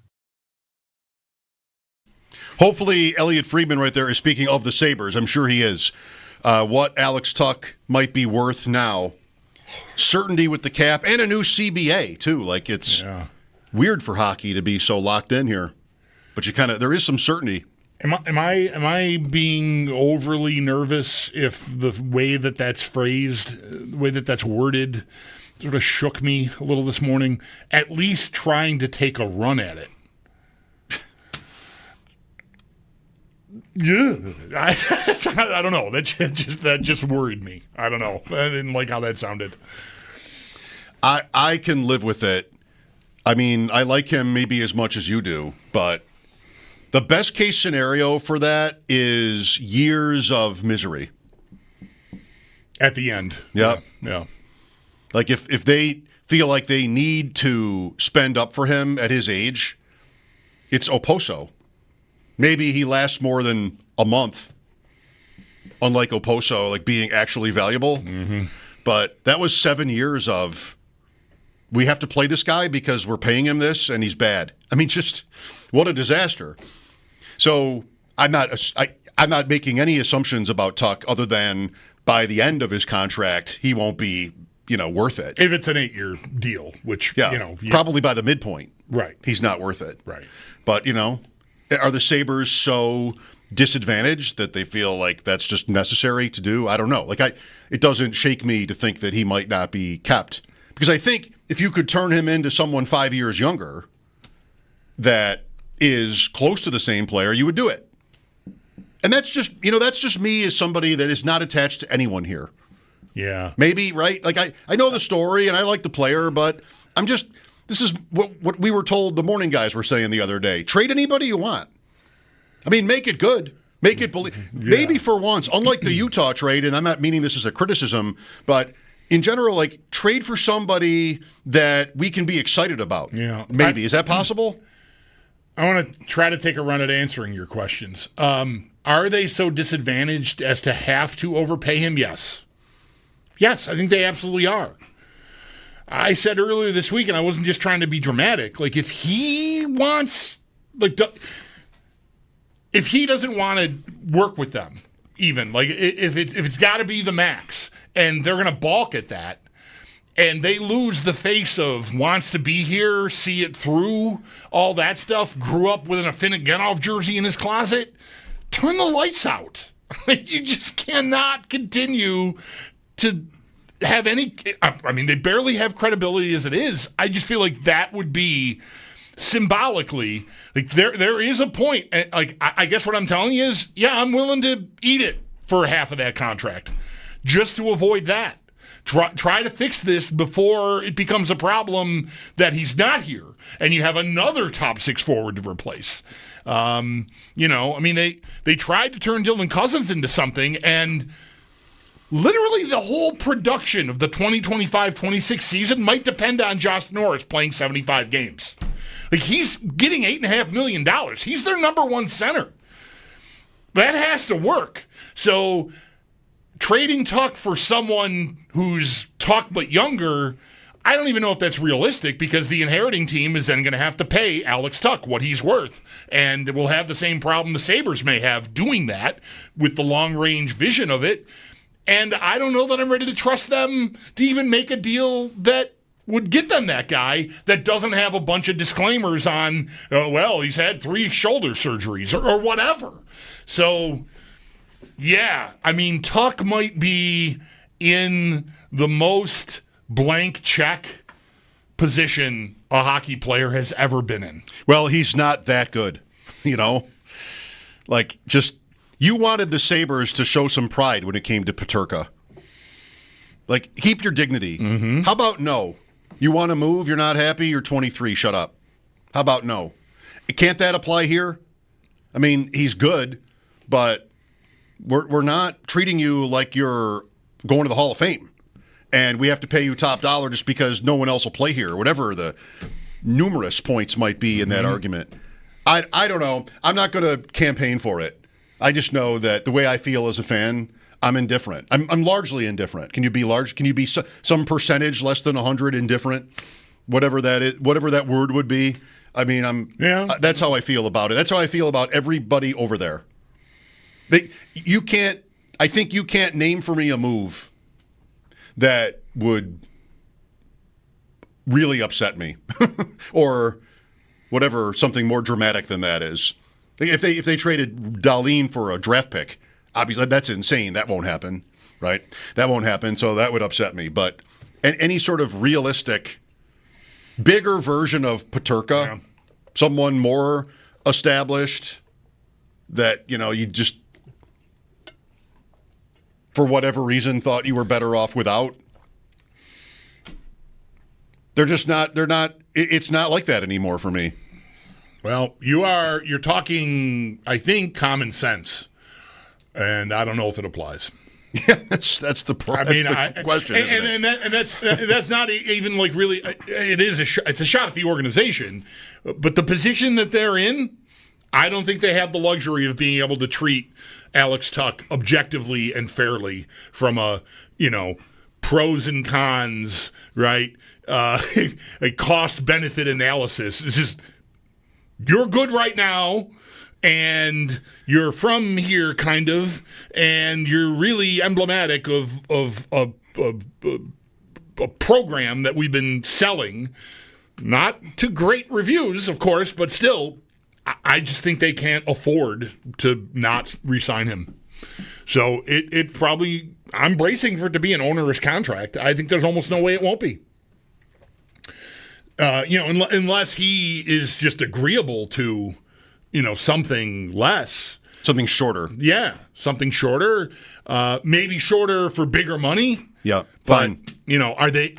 That I would not criticize. But that will push them closer to whatever their cap is, which is a problem, that could impact your ability to get another guy to be, a top 6 forward. Right, because that I would not criticize, because it might be a sign that they're willing to spend up. It probably isn't, but then, that's allowed. You're allowed to spend more than they do. Yeah. And if it just happens that they spend all the way to the cap and keep him and are not set up for, probably somewhat, maybe not quite disastrous later years, but not good either, that's fine. That's, I think, what's called for here. But they'd have to be willing to make that investment. Yeah. I wonder, 5 years, $40 million. I wonder if that could get it done. An $8 million. I've not even looked. That. I have not even looked at what his, Spot Track estimated value. I don't know if Mike even does that for hockey players. I know often for football players, I like that tool on that site, market worth.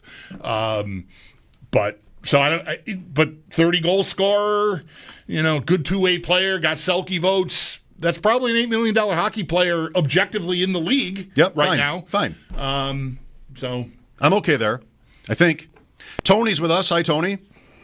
Hey, guys. Two things come to mind as I listen to you talk. We'll start with Alex Tuck.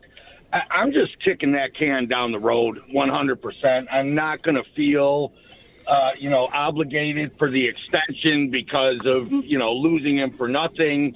I'm still protected by, having the trade deadline and things like that.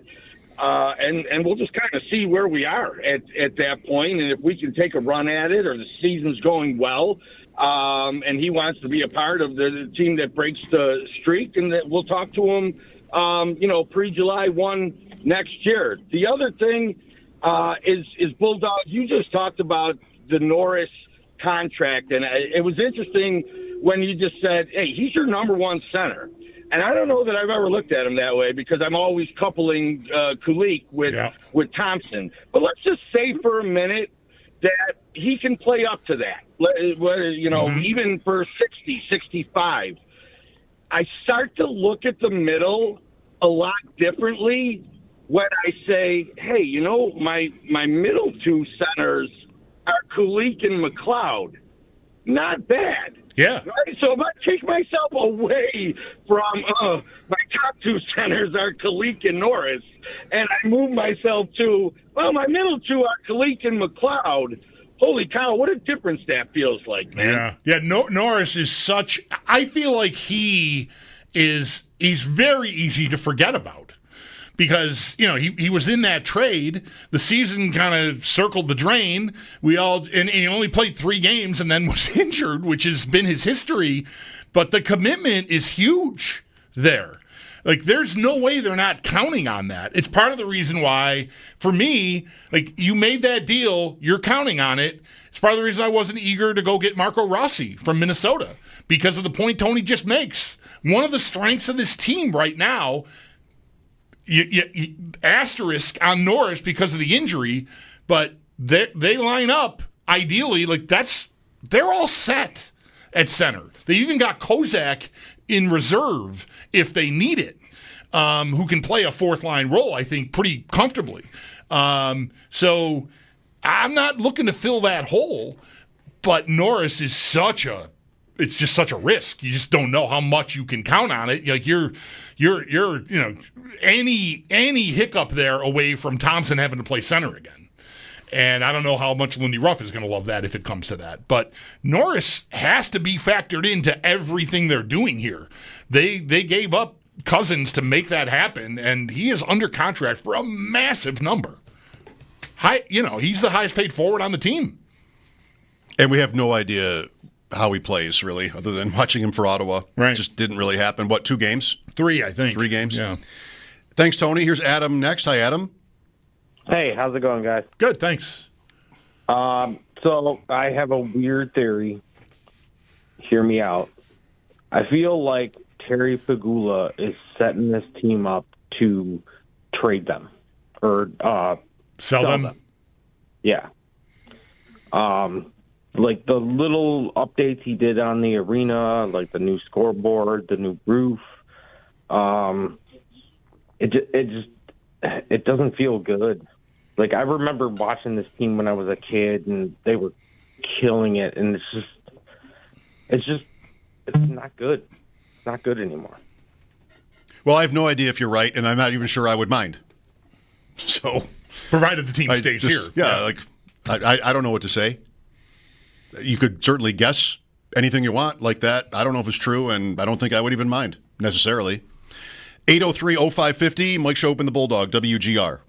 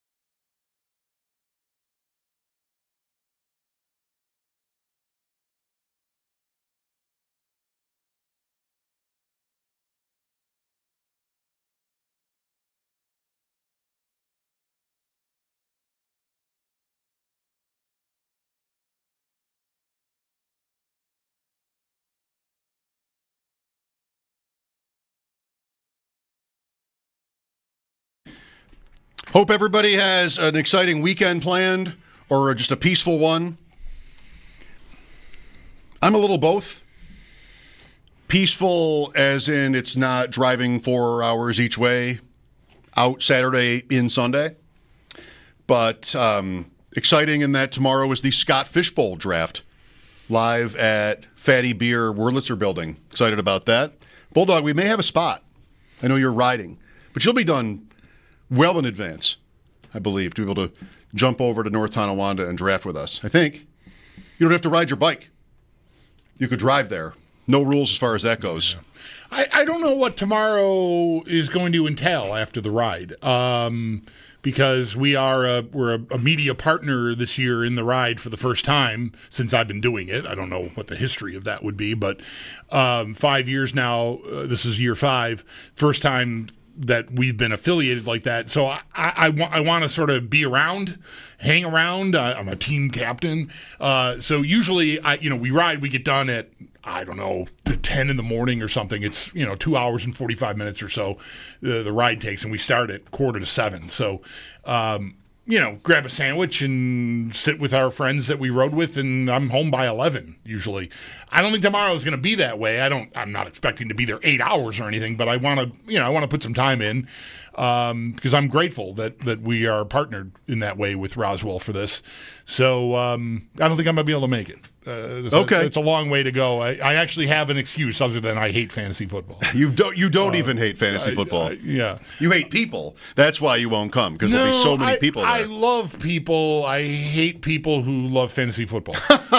There, that settles it. That covers a lot of ground. Wait, that came out wrong. That's a lot of us. I came out wrong. Right? I didn't mean. You're Adam Krautwursts. Yeah. While we're here, where are we? We're at me thanking the people who helped me raise close to $3,500 this year. Is where we are. I set a goal of $2,000 when I started, and blew past that. $2,500 became the goal. That's another tier of fundraiser. It gets me a cool sweatshirt and a jersey that I can wear on the ride that brags about the fundraising, and also afforded me the opportunity to ride in tonight's Peloton, which I'm missing here because I'm working. But really cool. And then so this morning I got up and I was, I think, $120 away from an even $3,000. So one last run at the fundraising and said, look, we're this far away from an even $3,000. Who wants to help me get there? And now I'm at $3,500. Very cool. The people out there are just, you out there in the audience. I mean, I try to thank everybody on social media. That's largely where this is generated: Facebook, Blue Sky, X, Twitter. Thank you, really. If you haven't heard me say it on the radio often enough, I mean, it's just incredible how much support there is. And I'm just one of thousands here that'll be riding, but you really did a great job for me out there. So I'm really, really grateful. Facebook? Yeah, man. I think you mean OnlyFans, don't you? Don't you mean OnlyFans? All right, fine, Facebook. The Sabres have signed Jack Quinn to a new 2-year contract. They've made the announcement. An average annual value of $3.375 million. So not big money, not that big of money. It's a 2-year continuation with Quinn, who, of course, they have to be hoping is back closer to the form he flashed before his leg injury. Right. What it maybe does is, yes or no, take him off the table. For the weekend. Yeah, I think so. I would think that he's not on the market. He could have been. Yeah, he could have been, but he wouldn't be now. No. I'd be surprised that somebody would trade for him that they would be interested in trading him after the. I think they're making the bet that you just explained. Like, let's see, and it's worth doing. I don't know. The money seems a bit. It's not crazy money, but it's more than I think a lot of people would have expected him to get. But he's a player still worth betting on. I don't want to bet on him to replace Peterka. Like, do something better than that, because that's a huge loss if you do that. But he's a bet worth making. I think he did look promising before the Achilles tear. And I'm not sure I used the word extension. This would not be an extension, right? He was an RFA. He was an RFA. So this is a new deal, brand new deal, right? All right. What will happen tonight? We don't know. Maybe you do. We'd like to know. 803-0550 is the number. A couple of hours out from the first round. The Sabres have the 9th pick. Is there something you would really love or really hate? Let me think about that one for a minute. Is there something tonight you would really love? Like we would, if we had a show tomorrow and something happens tonight and we're sitting here tomorrow, or it's even that good that we have to come in tomorrow. We cancel the ride, we cancel the fishbowl, we all come in tomorrow. Insane as that would, what would that be? This is Doug Marrone getting fired on New Year's Eve level of. This is Doug Marrone getting fired and Sidney Crosby being traded for or something. Like, is there something so cool that you have in mind that would would rate like that? Or, something terrible, but there's so often whatever the move is seems to be considered bad. And the results, well, I guess justify that mostly. Lines open for your calls. Mike Schopp and the Bulldog on this Friday. This is WGR.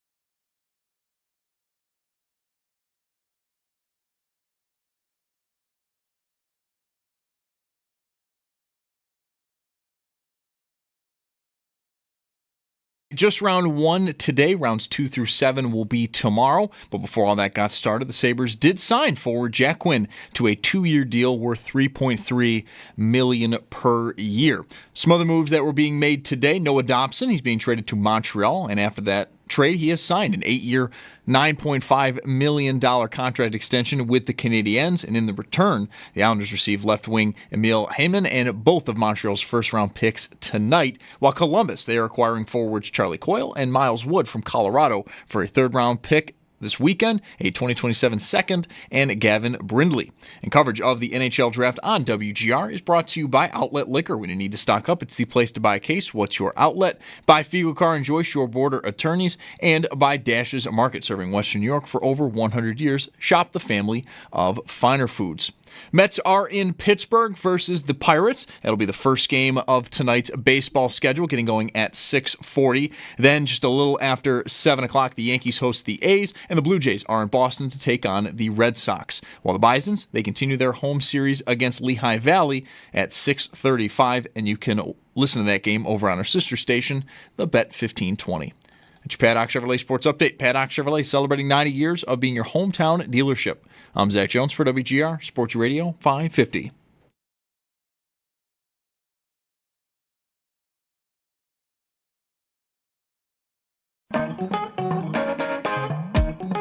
It's Mike Schopp and the Bulldog. Welcome to the Hotel Hell. Check-in time is now, check-out time is never. It's Mike Schopp. Does my room have cable? No. And the sheets are made of fire. Can I change rooms? Sorry, we're all booked up. Hell convention in town. And the Bulldog. Can I have a late checkout? I'll have to talk to the manager. You're not the manager, even in your own fantasy? I'm the owner. The co-owner. With Satan. It's Mike Schopp. Okay.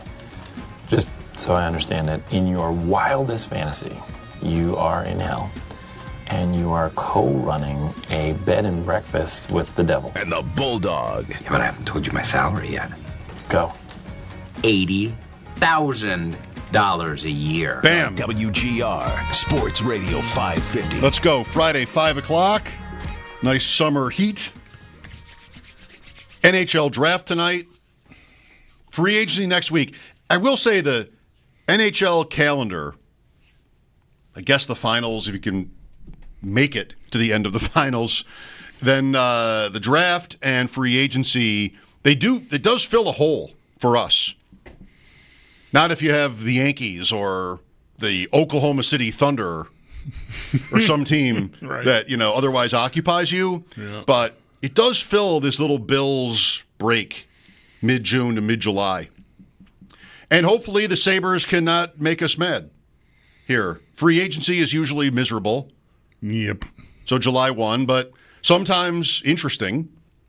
We've had our dalliances. We've been brought along a time or two on top free agents.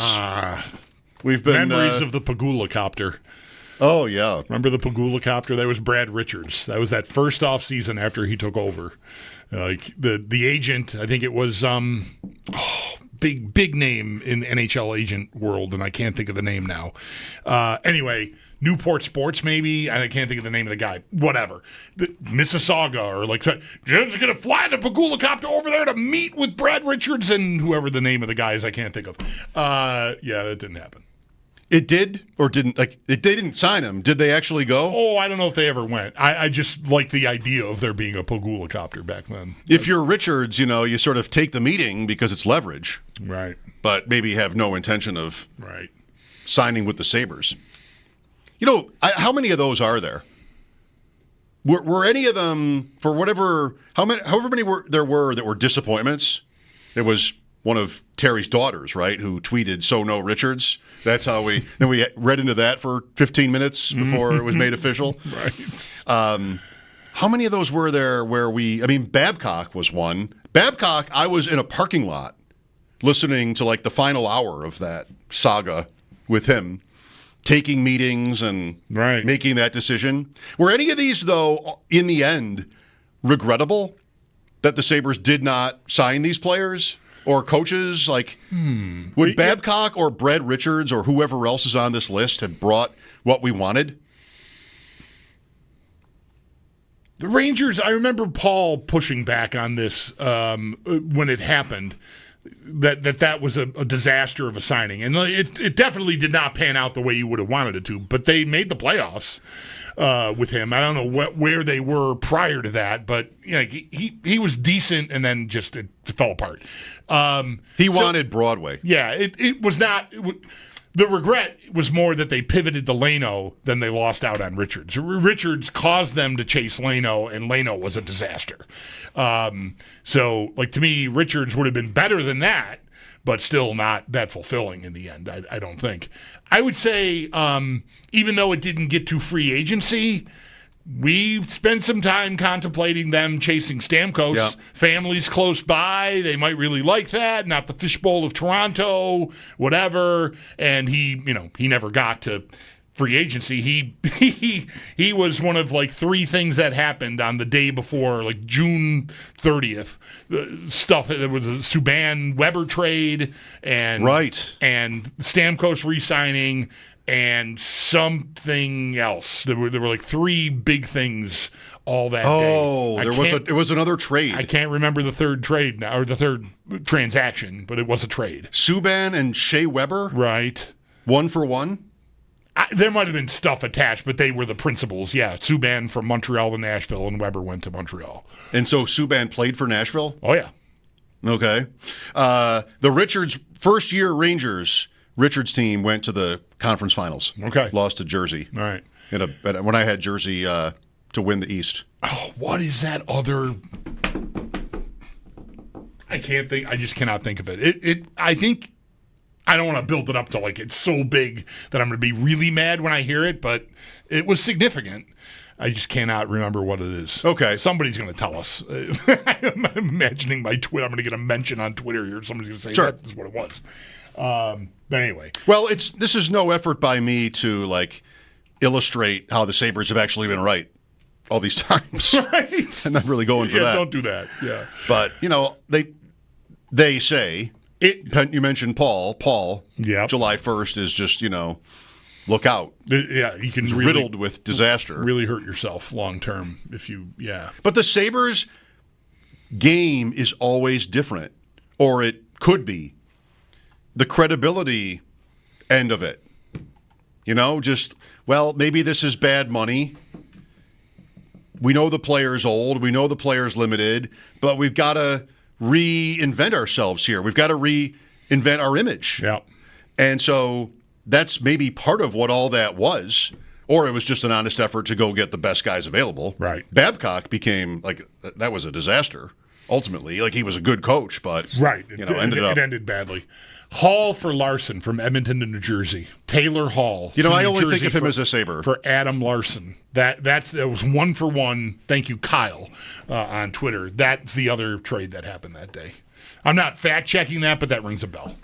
Sure, okay. So, when Hall ends up coming through here, right, it's hard to remember anything else. Right. He won an MVP in New Jersey. He won the Hart. And then he came here, and then he went to Boston. Didn't the Sabres trade him to Boston? Yes. In memorable trades in Sabres history, trading Taylor Hall to Boston. And one of the most unforgettable moments in Sabres history that they chose to broadcast is the owner's voice on the phone talking to Kevin Adams on one of those produced in-house, behind-the-scenes things when Adams takes the idea of Taylor Hall signing a 1-year, $8 million deal here to the owner. The owner says, if we get this guy, we're going for the cup, or we're a cup contender, or whatever he said. Something to that effect. I'm like, wow. Guy can dream. Yeah. What would have been better? Not having him on the call, not having that be streamed. What would have him saying we can get to 8th this way? What would have been better? I don't know. I think not including it in the thing at all would have been a better move. It's one of those. Yeah, it's one of those. You shouldn't have put that in there. We can't have Terry in anything, but it's a problem if he's not in anything. Because if he's not in anything, where is he? If he's in it, he's saying things like that, and maybe that can make people's jobs over there kind of tough. Yeah. Trying to figure out, the imaging. Mike as well. Mike, hi. Hey, how you doing, sir? Good. Just wanted to call before the commercial break. You were mentioning what you would love to see at the draft tonight and what you would not like to see at the draft. Yes. Just being a longtime Buffalonian, I'd love to see him just make a splash, just to ignite the fan base. I know they took a shot last year with Lindy, trying to rejuvenate some old past memories, but we just need to make a splash and maybe get some talented top six forward in here and maybe trade that 9th pick. And then one thing I don't want to see is another draft pick of a 5'9", 175-pound forward. I just feel like we got a whole stable of those guys. Okay, do they actually have too many of those guys? By the way, this gets said a lot. This is why. What? Just like this is why you didn't want Rossi, right? Because he'd be somebody else who's just not big enough? Well, yeah, but even the NHL roster is full of centers as it is. So there's not really a spot to put him because of really Norris mostly. And I would say Kulich too. Like right now, I would prefer to see Kulich through at a cheaper price than fill that hole with Marco Rossi myself. But yeah. It's Osland is this guy, Hellenius is that, like size-wise, profile-wise, they're not all the same type player, but they are the same body type. One of them, there's one, Wahlberg might be a bigger guy out of that bunch of guys. But these are not players who are on the team. No, that's right. But so what it's saying, like don't draft another guy that fits that profile is what the caller's suggesting, the guys I mentioned. And Benson would be included here. He's on the team. Yeah. But really, they're not small. The NHL, the Sabres NHL roster is not small. Maybe they're not rugged or they're not, willing to fight for each other, all those kinds of things, but they're not like I don't think it's a small. I wonder where they would rank. Height and weight. Forwards. Well, yeah, I mean, Thompson helps your average.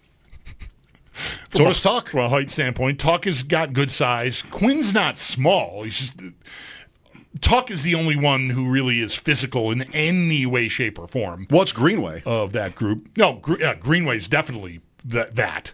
Greenway is that. I mean, when you're drafting, we're talking about 9th overall here, right? So you're drafting somebody that ideally has high-end talent. If they're not 6'2", if they are 6'2", they're not going 9th. Somebody with the requisite talent, I think even that early in the draft, every year is different, but is that maybe a little bit what it sounds like? The guy that Brayton ranked 10th is 6'5". McQueen is his name. Roger McQueen, 6'5". Maybe he's not thick, but he's he's also probably 18. Right, he's got a chance to grow into his body, sure. Yeah, 6'5". He's already that. He's not going to get shorter, at least. So I don't know. You're always hearing about little guys, little forwards. And there have been some of those, but not so much on the NHL roster. And by the way, Doan, who's bottom 6, but he's another bigger player. Yep. All right. Thanks, Mike. Here's Jim next. Hi, Jim. Jim? Hi, guys. Hi.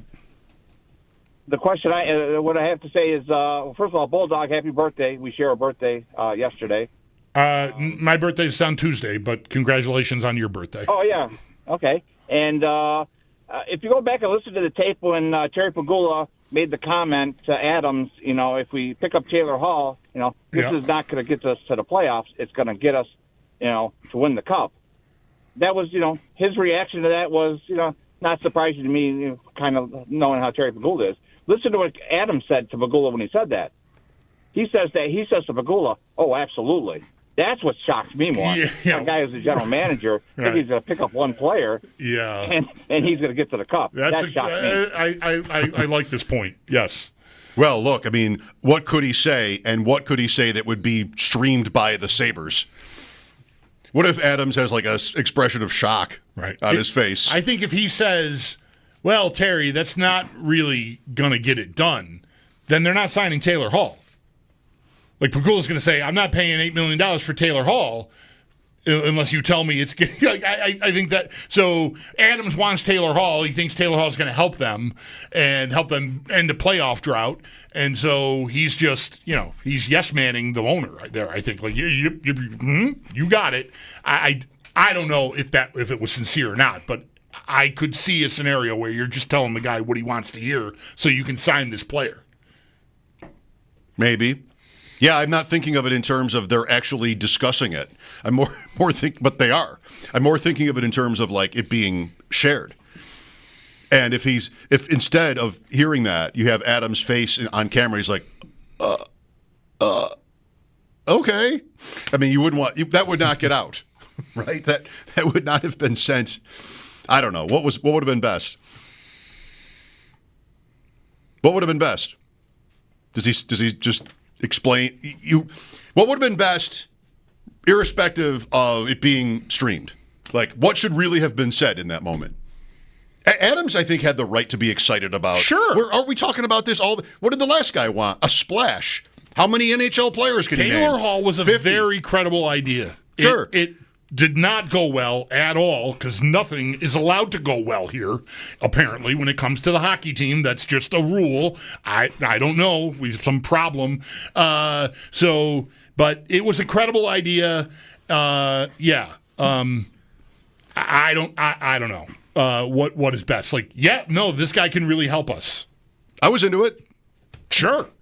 It shouldn't have been bad. It shouldn't have hurt. He was a year removed from the MVP at that time. You know? This is the thing the Sabres can't do. Right. And his coming, along with Eric Stahl in the same offseason and getting traded before the deadline is a part of the image problem that they continue to endure. Because the guys that they do get to come here, I got to go. It's like, I got to go. This is no good. He scored 2 goals for the Sabres. And didn't we have a bet? Taylor Hall scored 2 goals for the Sabres? Yeah. Yeah, we did. Didn't we have a bet that he would score? There was like a game against Boston. I think I remember betting he would score more goals against the Sabres that season than for the Sabres. And I think he scored 2 in one game for Boston, but not 3. Right. Almost. Yes, there was a bet.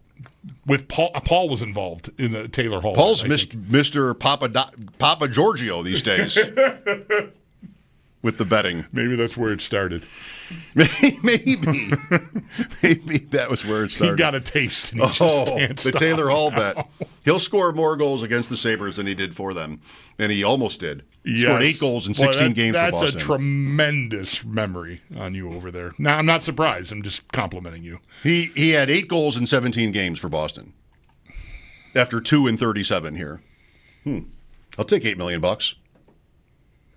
Here's Dave next. Hi, Dave. Hello. Oh my. Yes. Okay. Hello. Hi guys, I'm here. Thanks for taking the phone call. You're welcome. You got here quicker than I thought. I just wanted to say, I didn't listen to your show earlier, but I'm really hoping the Sabres keep their pick number 9. I think there's Mertka there, Aitchison, Jackson. There's some quality defensemen that can really help your team down the road. And I know there's this big rush to make, the playoffs, but the Eastern Conference is awfully tough. And you do got enough trade assets with Byram. You could look at maybe Rosen, Ostlund. There's other things to move. Pick number 9 kind of gives you some hope for the future. And that defenseman Mertka, if he was there, I mean, look at this defensive core as time goes on. And, and I know we're in this rush to end the drought, but there's been a lot of mistakes along the way, so to say. But to keep, and they are actually still building this roster. When you look at the trade with Peterka, they're still building a roster. And I don't, see the fault in that part of it. And maybe being at the Bills' place will bring them a little bit of draft luck. But, I mean... I sure hope so. All right, Dave, thank you for the call. I'm in a rush. We're in a rush to end the drought. Is that what this is? I get it. I agree with him 14 years. In wanting to just not be like, all right, the Sabres just went to the semifinals and now it's on. I think it's okay. It's respectable to sort of take a longer view, but I think in the end I would side with making a move for the present. I just think it should. If you had a 2-year playoff drought instead of 14, something normal, then this is, I think, what we would do. Is be like, all right, well, one more guy, what's the fit, whatever. Like, it wouldn't be just this urgency that is just kind of artificial based on the last 14 years. So I'm with him there. I just think drafting a defenseman would go over badly. You made this trade yesterday. They now lack for offense, I think. And you've got 2 number 1 overall picks. One's good, one's great. You've got the money in Samuelson. Maybe you want to get out of that. Now you've got this guy, Kesselring. Like, you've got enough there, I think, to survive.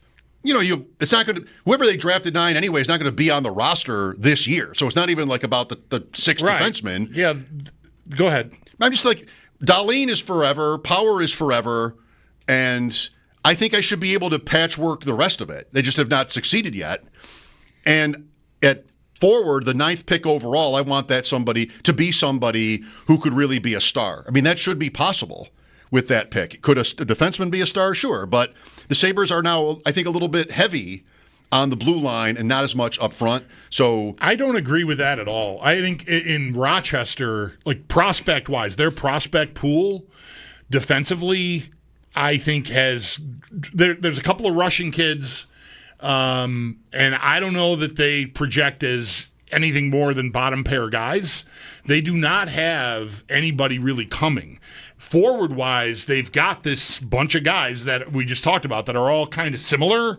And I don't know if any of them are going to hit the beach effectively for them as forwards, but they've got a half a dozen guys maybe, led by Roseanne might be the most experienced, and then Hellenius from last year is the least experienced, and in between there's, I think, 3 other guys. So I think prospect pool wise, I could easily defend picking a defenseman.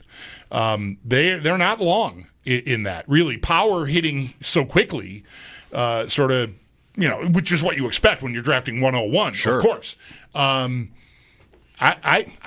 like the idea of a defenseman at 9 myself. Okay, we can talk about that some more, because it sounds like, as far as those forwards go, the ceiling maybe is not generally that high. I'm thinking of Scott Wheeler on Roseanne. Is he a 4A player? What is there a top 6 player in that bunch? Like within 2 years, the season after this next one at the soonest? I think. Can I expect that? And I just think with Dahlin and Power, you should be able to figure out the rest without even worrying about your prospects. I mean, that should just be the right choices judiciously. Maybe Kesselring is one of those. Like, you want to think so. I definitely hope so. They probably are betting on that. But even with that said, it took them 3 years to find their way to a partner for Power. So I'm good with replenishing defense. Your problem is, part of this is you just don't think they'll get it right.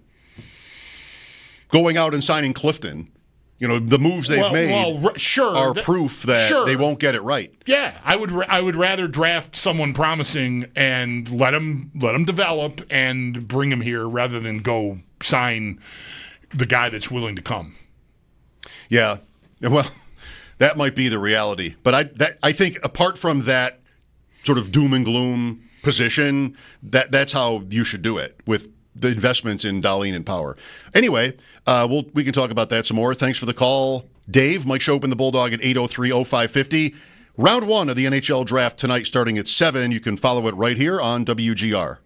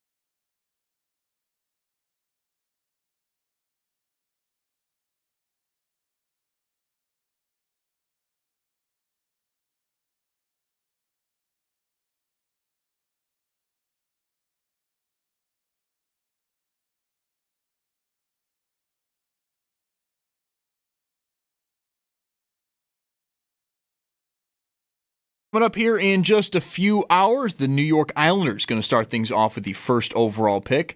A little bit later on, the Buffalo Sabres will be drafting, we expect, at 9 overall. But before the draft even gets going, the Sabres have announced they have signed forward Jack Quinn to a 2-year deal worth $3.3 million per year. And some of the other deals that came down today, Noah Dobson being traded to Montreal and signing an 8-year, $9.5 million extension with the Canadiens. And in return, the Islanders receive a left winger and both of Montreal's first-round picks tonight. We also have Columbus. They are acquiring forward Charlie Coyle and Miles Wood from Colorado for a third this weekend, a 2027 second-round pick, and Gavin Brindley. Coverage of the NHL Draft on WGR is brought to you by Outlet Liquor. When you need to stock up, it's the place to buy a case. What's your outlet? By Fiegel Car and Joyce, your border attorneys, and by Dash's Market. Serving Western New York for over 100 years, shop the family of finer foods. We also have the Bisons in action tonight. They continue their home series against Lehigh Valley. First pitch in just about an hour at 6:30. You can listen to that game over on our sister station, The Bet 1520. That's your Paddock Chevrolet Sports Headlines. Paddock Chevrolet celebrating 90 years of being your hometown dealership. I'm Zach Jones for WGR Sports Radio 550.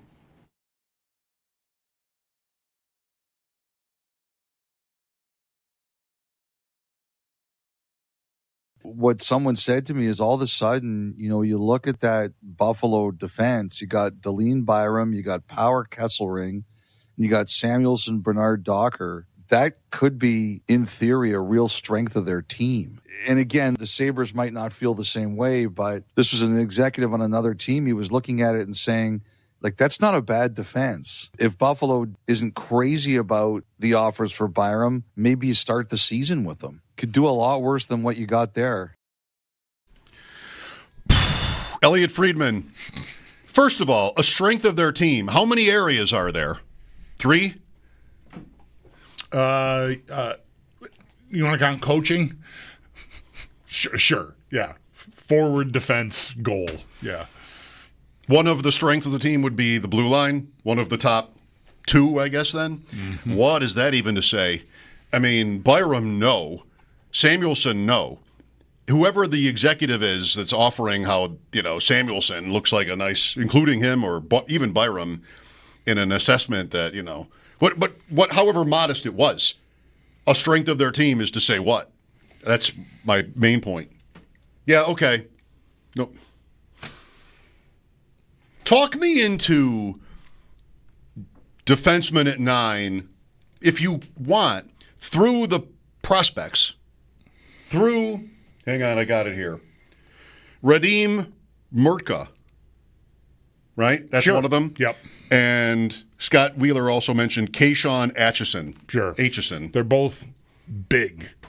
I feel like Murtka, I'm not as comfortable describing Atchison from memory.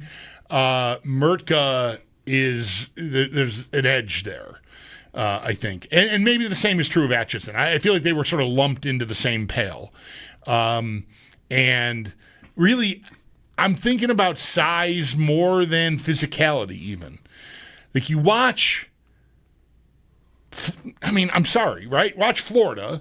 Watch even Tampa. Tampa has been this, of course, headed up by Hedman, but the rest of their defense are all just big dudes with they got a lot of reach, just good sticks, and defending. So it's one of the reasons why I still remain as bullish on Power.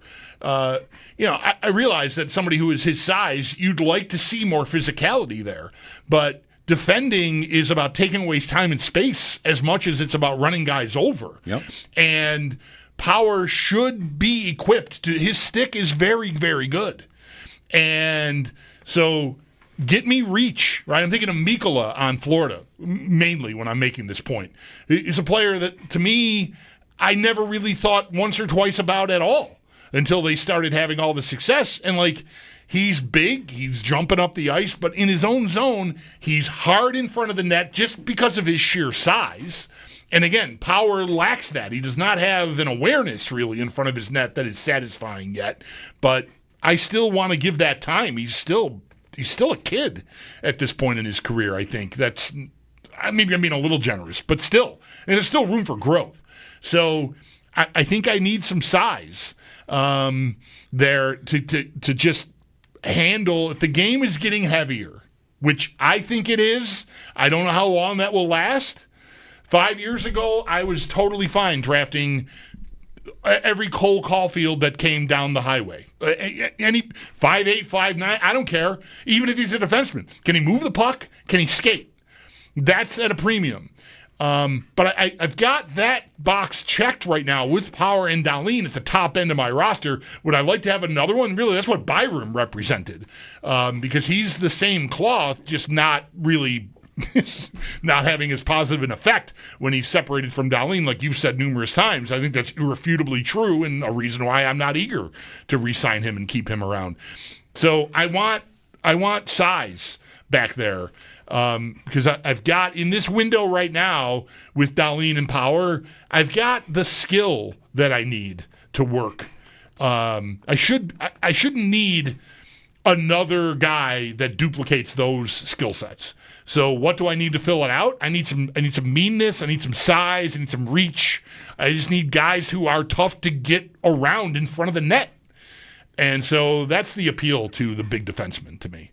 And their depth chart in Rochester, I already mentioned it. Like Novikov, Komarov, Sturback is a draft pick from last year, and I'm just not sure really where he projects at this point. But like Ryan Johnson is still in the system, and that's over. And he's more Dahlin style play, more puck mover skill guy than he is, hard to deal with in the corners or in front of the net.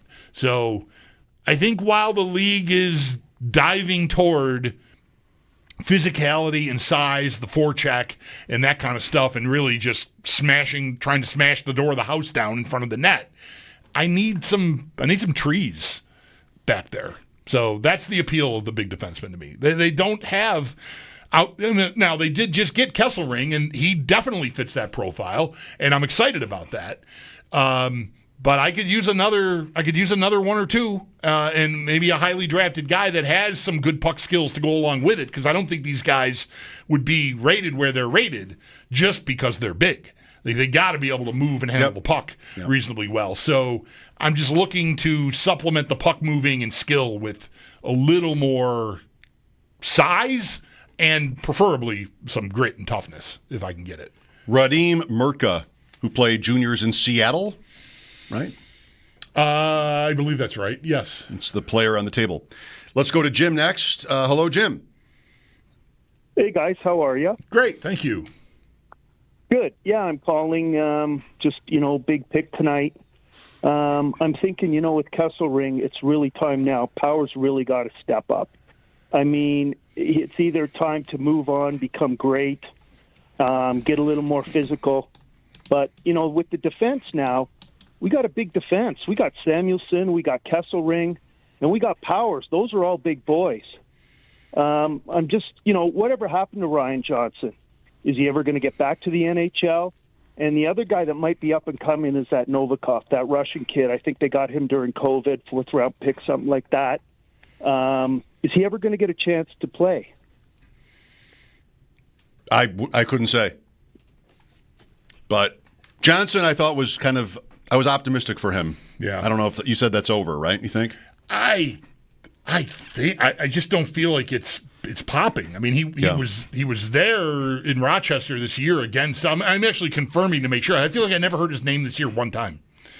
I just feel like he has settled comfortably into, will he play in the league? Yeah, maybe. Expansion might be coming. He's, who am I thinking of? Just any journeyman defenseman that, maybe he'll play, maybe he won't, Will Borgen type of guy, or the kid from Wheatfield, Clendenning, like in and out AHL, Dennis Gilbert, like tweener guy. Like Johnson, I think the idea of him being an impactful NHL player, I think the ship has sailed. Okay. Thanks, Jim. Tonight, I believe, would be the third time the Sabres have used the 9th overall pick. I don't know if you know that. Have you seen that somewhere? No, I have not. I'm counting only 2 other 109s in Sabres history. One is recent, Matthew Savoy, since traded.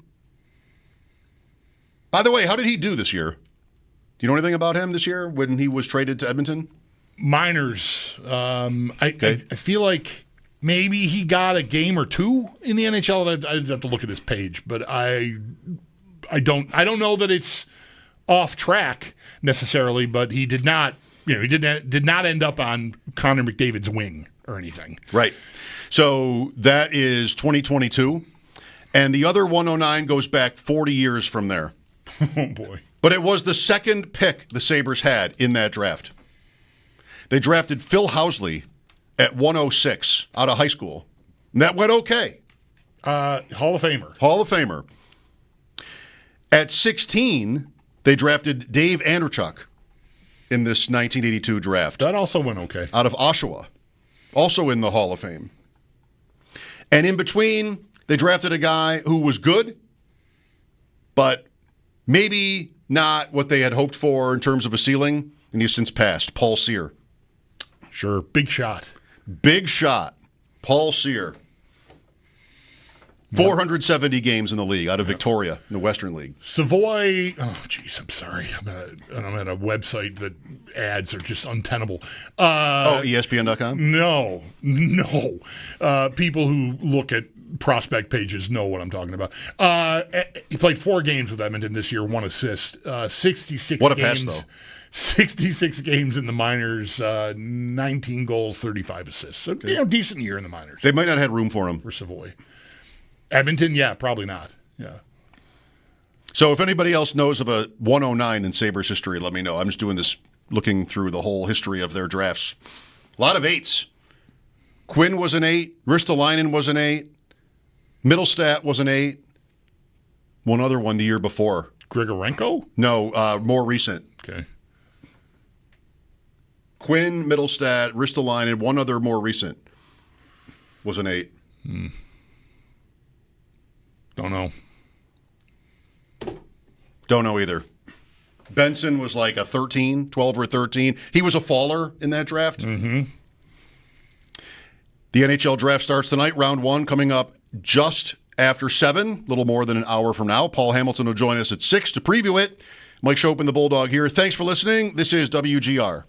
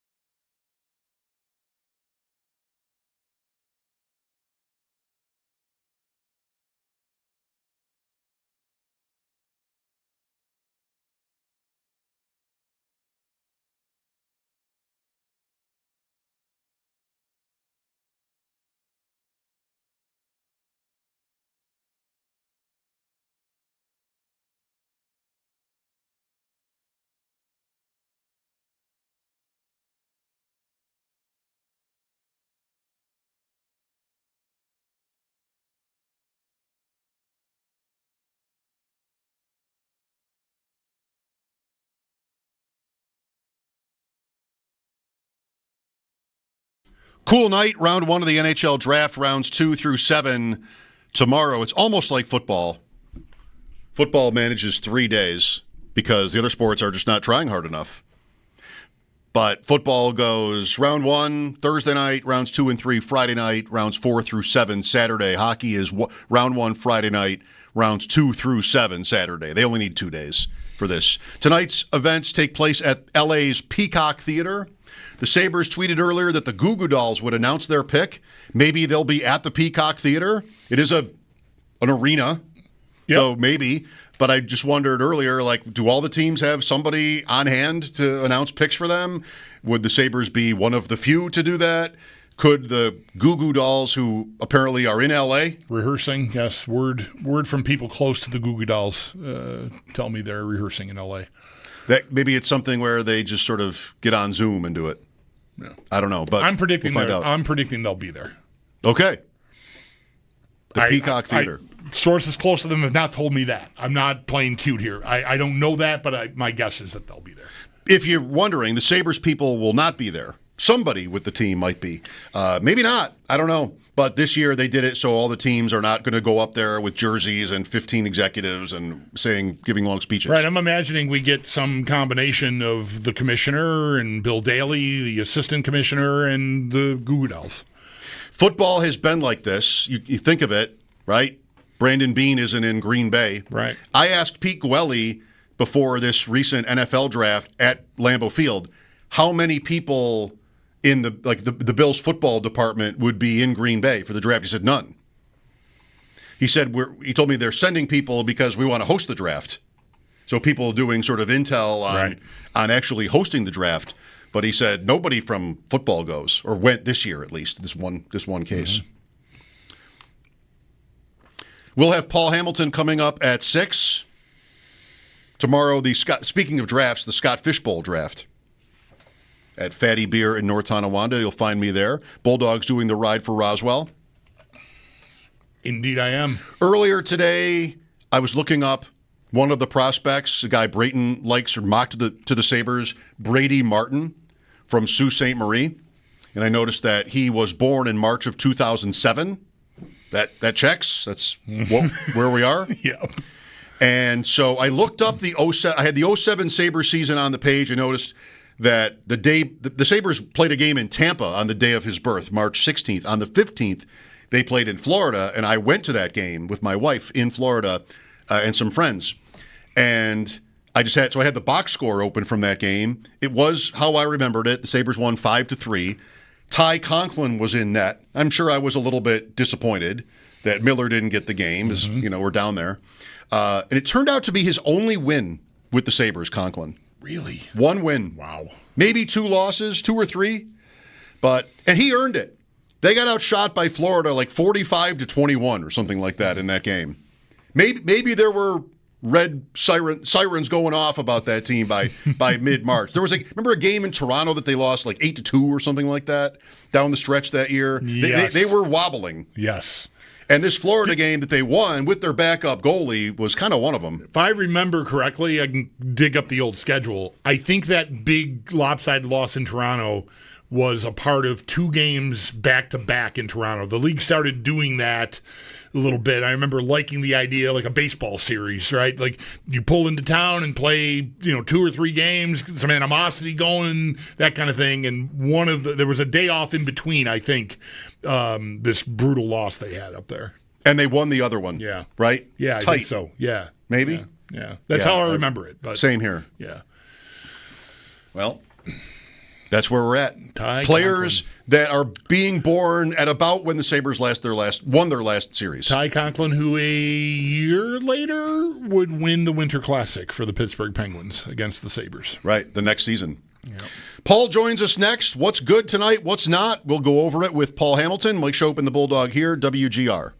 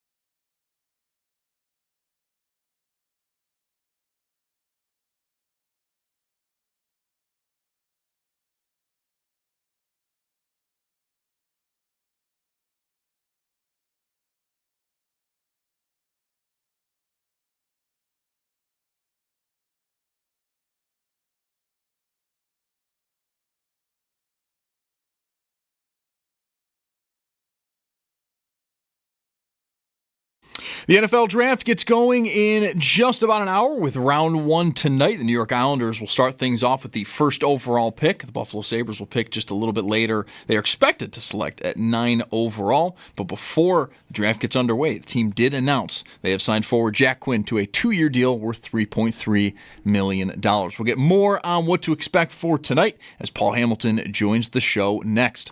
Some other moves that have been made throughout the day. Noah Dobson being traded to Montreal. He also signs an 8-year, $9.5 million extension with the Canadiens. And in the return, the Islanders receive a left winger, Emil Heineman, and both of Montreal's first-round picks tonight. While Columbus, they are acquiring forwards Charlie Coyle and Miles Wood from Colorado for a third-round pick this weekend, a 2027 second-round pick, and Gavin Brindley. Coverage of the NHL Draft on WGR. It is brought to you by Outlet Liquor. When you need to stock up, it's the place to buy a case. What's your outlet? By Fiegel Car and Joyce, your border attorneys, and by Dash's Market, serving Western New York for over 100 years. Shop the family of finer foods. In baseball, the Mets will get the night schedule underway. They are in Pittsburgh to take on the Pirates. That game's set to get going at 6:40. Then 2 games starting just after 7 o'clock. The Yankees hosting the A's, and the Blue Jays, they're in Boston to take on the Red Sox. While the Bisons, they will get underway in just about a half hour at 6:35 as they continue their home series against Lehigh Valley. That game you can hear on our sister station, the Bet 1520. That's your Paddock Chevrolet Sports Update. Paddock Chevrolet celebrating 90 years of being your hometown dealership. I'm Zach Jones for WGR Sports Radio 550.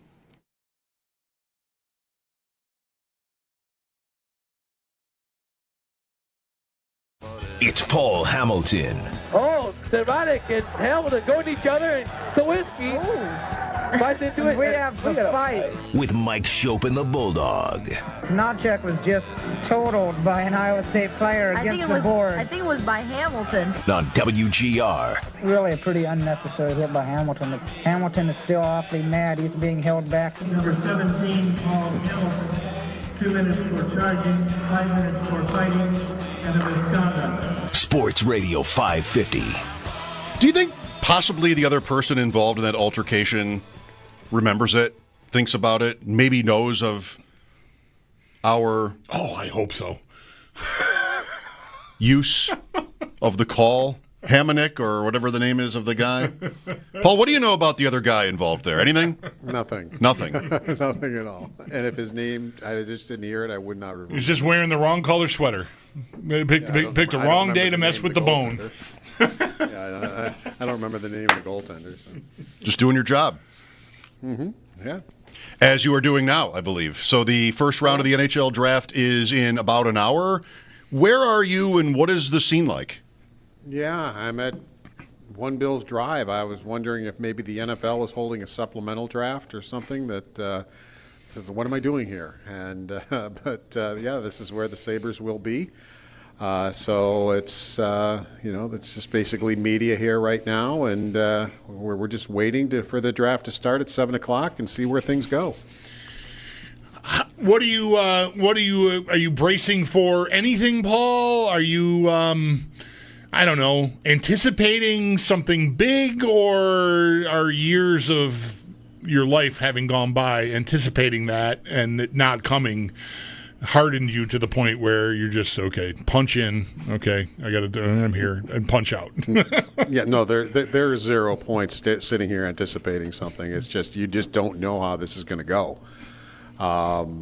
Things are kind of not great for Byram trade right now, but now Dobson's been traded, so that's a big defenseman off the board. So how does that maybe make Byram more available? And, things happen that make other things happen. And the Montreal Canadiens traded both their picks, so now we do have a team that has traded their picks, which didn't happen last year, but it was supposed to happen because the Ottawa wanted to trade their pick and Buffalo wanted to trade their pick, and everybody and their mother wanted to trade their pick, and nobody traded their pick. And it's just it's kind of like dominoes. all of a sudden something happens, and then maybe something else will happen because this happened. Yeah. I like the point about Dobson being moved. Like, I noticed that, and mostly my reaction was, wow, 2 first-round picks back-to-back in the first round, and, oh my gosh, Montreal's got Dobson to go with Lane Hudson. Holy crap. Look out for their blue line. I mean, Dobson had 70 points, I think, year before last. So that might be a little scary. I did not think of it from a, 1,000-foot view here, that maybe, the other biggest name defenseman anticipated to be moved got moved, and maybe that is good for Kevyn Adams and the Sabres. Yeah, and I like how Montreal went for it. Yeah, that was a hefty price they paid, and it was a hefty contract they signed him to.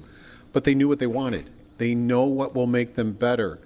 They've drafted well. They have a good stable of prospects, just like the Buffalo Sabres do. So it's like, this is the player we think that's going to make us quite a bit better. Yeah. It's going to cost us 2 first-round picks, and you know what? Let's do it.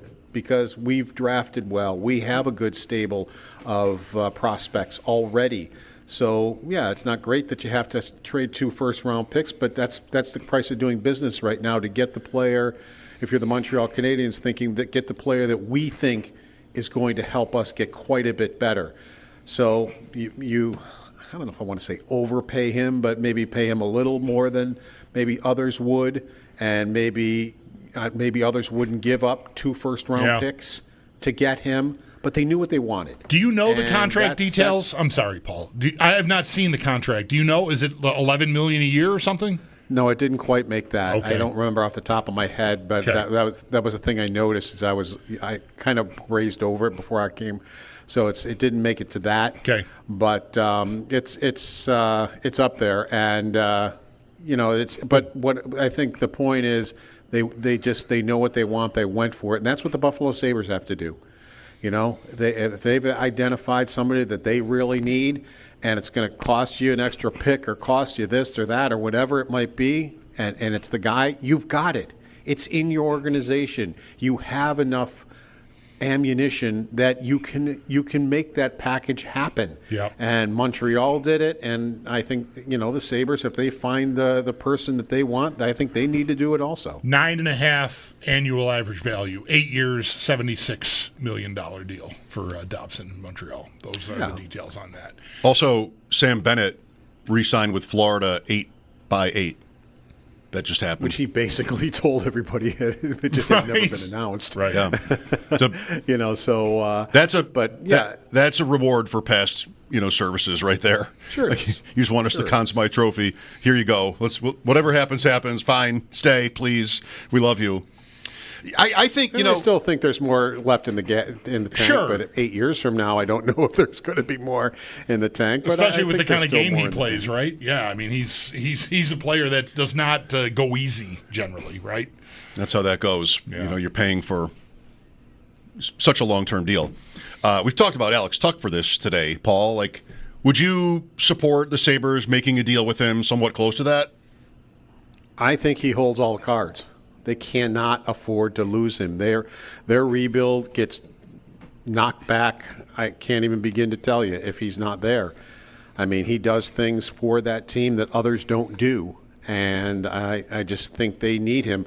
I would not be real excited to sign a 30-year-old to 8 years, but I think he holds all the cards. I don't think the Sabres have anywhere to negotiate. I think basically Alex Tuch tells him what he wants, and if he doesn't get it, then he says, all right, I'm leaving. And that's that. So I just don't think that's a player I just don't think they can afford to lose. And, I mean, a comfortable contract would probably be more of a 4 to 5 year contract, but the cost of doing business might be 8 years if you want to keep that particular player. I think, and I don't mean this in a bad way, but teams, GMs just are afraid to trade their picks. This is what they do, it's more than just drafting, but this is your moment as a GM. This is not just a hockey point. Football has gotten so one way, Paul, that we literally got to the day of the first round of the NFL draft this year, and no picks had been traded.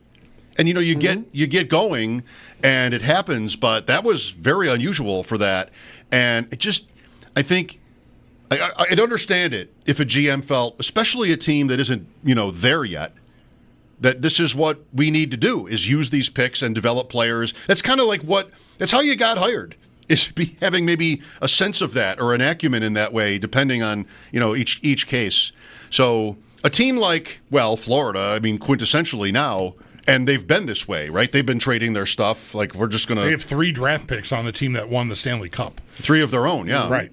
And, the Sabres have been different. But maybe this year, maybe tonight will be a diversion. And that's what I loved, when we were talking about Montreal. They weren't afraid to do it. Not many. I don't know of many GMs that would take both picks and trade them. But they weren't afraid to do it for what they wanted. And I can't remember. I think it might have been Elliot Friedman, but was talking about this. Maybe there's a talk going on that Pittsburgh and Buffalo swap picks. So Buffalo moves down and they wind up getting Rust out of the deal. Okay. I can. That's fine. I know he's a little bit older, but he still can score goals. And still it would definitely add to their power play.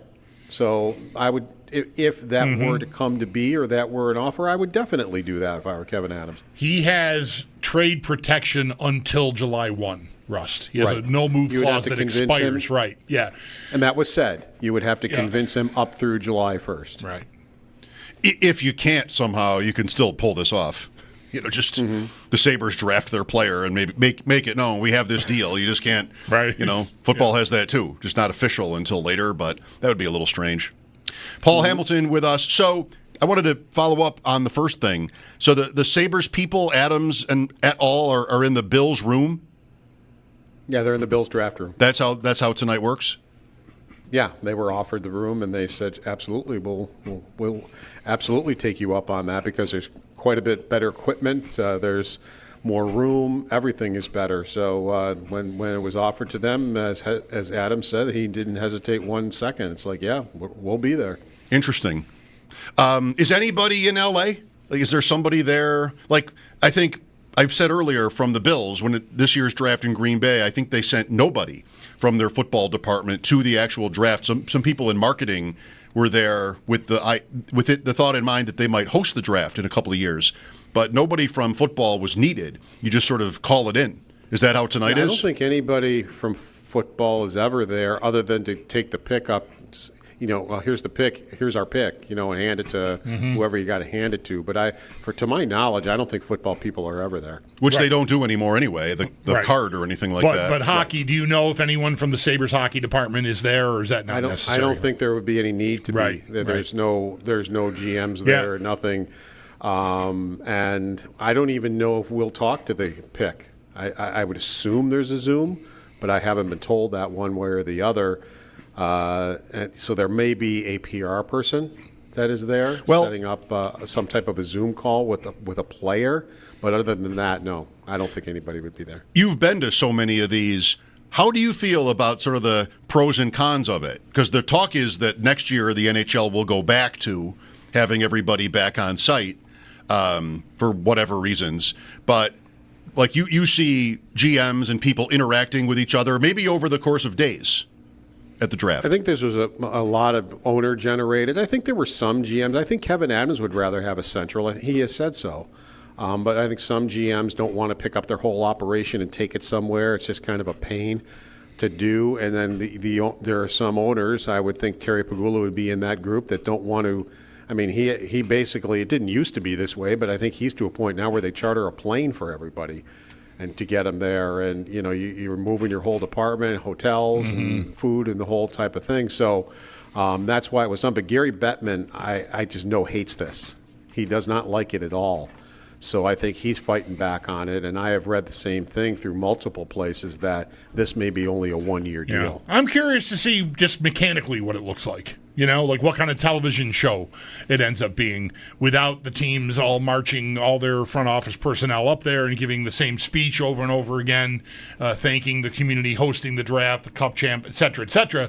I just wonder how it will impact the mechanics of the draft. Like, will it move more quickly? Just all of that logistics. And how many fans will be there? Right. Be there for what? I mean, will they just interview each pick right on stage? if fans are there. Are they invited? Are fans even invited? So well, it's in a theater, so yeah. I mean, I'm sure there are seats. I mean, I don't know how full it'll be, but I think there should be some people, watching the thing. So yeah, we'll have to wait and see how that all shakes out. Can fans flood the Bills stadium, that room you're in, and pack that in and just knock on the door? No, we I'm pretty have sure no. 40,000 people over at the stadium taking this in. So I'm seeing online, hopefully it's right, that fans can attend the thing tonight. The Peacock Theater, 7,000 seats.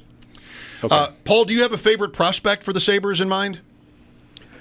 I've looked at some of the defensemen, even though they, made a trade for a defenseman, and I think I mentioned to you before the 6'6" kid, Rada Murtka, who played in Seattle, is somebody that is very intriguing to me. He's a right-handed shooting defenseman, but Kashawn Atchison also, he's a lefty, but played in Barrie, and he, plays with ill humor, but also is a good offensive-type defenseman.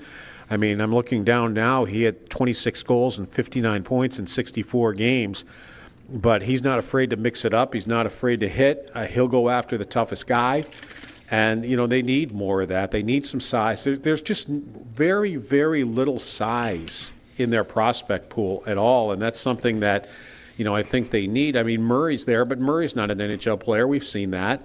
Wahlberg has a little bit of size to him. Komarov has a little bit of size to him, and other than that, they really don't have a lot of size in their prospect pool that use their size to their advantage. So that'd be something, if they go with a forward, Brady Martin would fill that bill, of bringing an edge and an edge for sure. He's not that big, Martin. He's only 6 feet tall, but he is. That's why I said brings an edge. Right. Not so much size, but he plays bigger than he is. Right. Yeah, I mean, Sneaky Joe is pushing back on the Sabres being small because their forward group is among the biggest in the league, and overall, I think I saw their 9th biggest in the NHL roster. But the prospect pool is a different thing, and I agree with targeting a defenseman. We were going back and forth on that earlier today.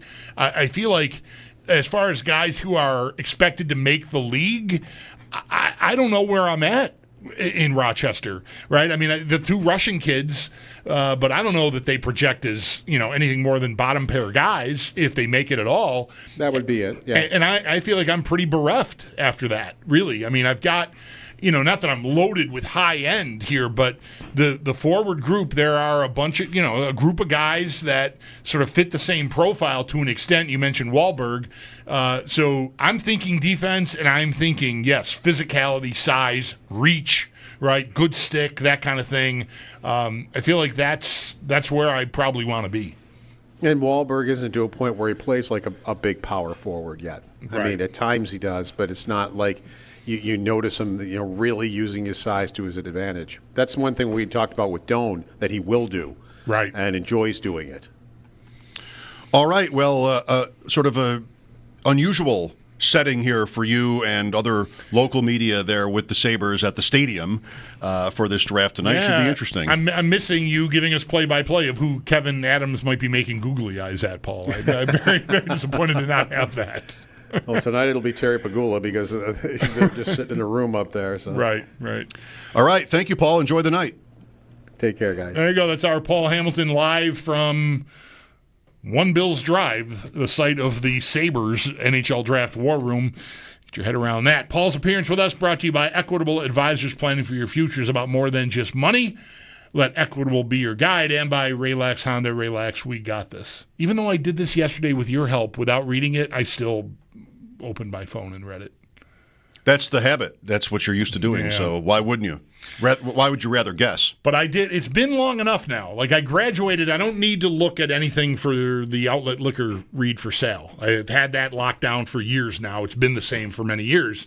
This has been long-standing enough. I proved yesterday that with just your help, you got me started. I'm like, I know the words to this song, but I needed the first lyric is all I needed. Yeah. But I'm still not there. I'm right back to the phone. Just as if I started to sing "We Didn't Start the Fire" by Billy Joel, just give you the first line, you could just do the rest of it.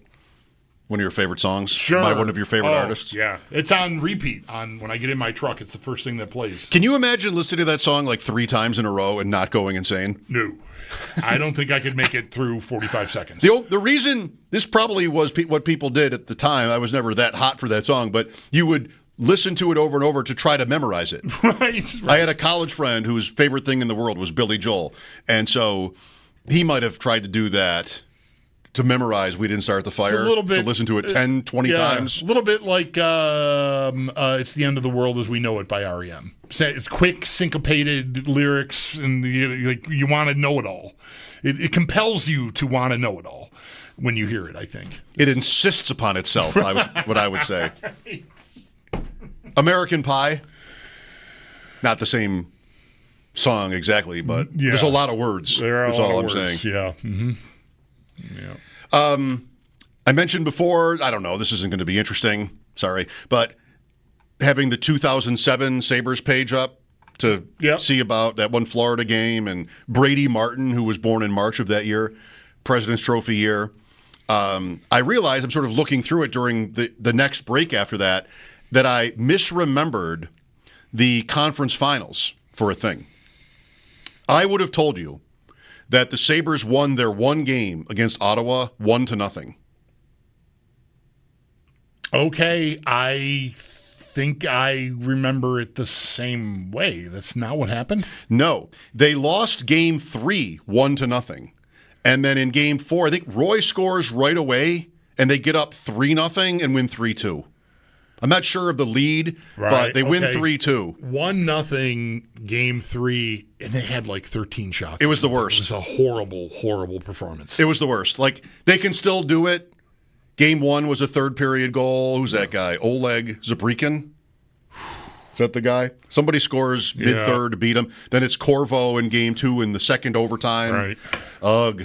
But they can still do it. You know, they've beaten this team and then shut out by Emery in game 3. I would have said, I remember the Roy goal right away in the 4th game, and I would have answered the question in the quiz that was the only goal of that game, and that would have been wrong. And you said the same thing. Yeah. Yeah, I remember 1-0, and it turns out it should be for utter disappointment. Yeah, that was stanky, that game. All right, well, good. Good. I'm glad that we got that cleared up. Right. I mean, that was important. Sam Bennett resigns in Florida, 8 years, $8 million. Montreal trades 2 firsts tonight to the Islanders for Noah Dobson and sign him to 8 years, $9.5 million per. Like, that's not just that's per year. That's hockey's crazy now. And so the Islanders, I'm seeing from Greg Wyshynski, he's at their watch party. They have the number 1 pick. Now they have 2 more. And we'll see what that amounts to. But, you know, you have like a couple dozen people at this Islanders watch party, it seems, at their arena. That seems like a hop in time. Right. John Tavares resigns in Toronto. The chart people love the deal for Toronto. Evolving Wild thought maybe he would have gotten close to double what he got. Sure, he was from the coming Leafs. off an $11 million salary, I think, on that free agent deal he originally signed there. So he's under 5 on this new deal. So, yeah, they cut that in half.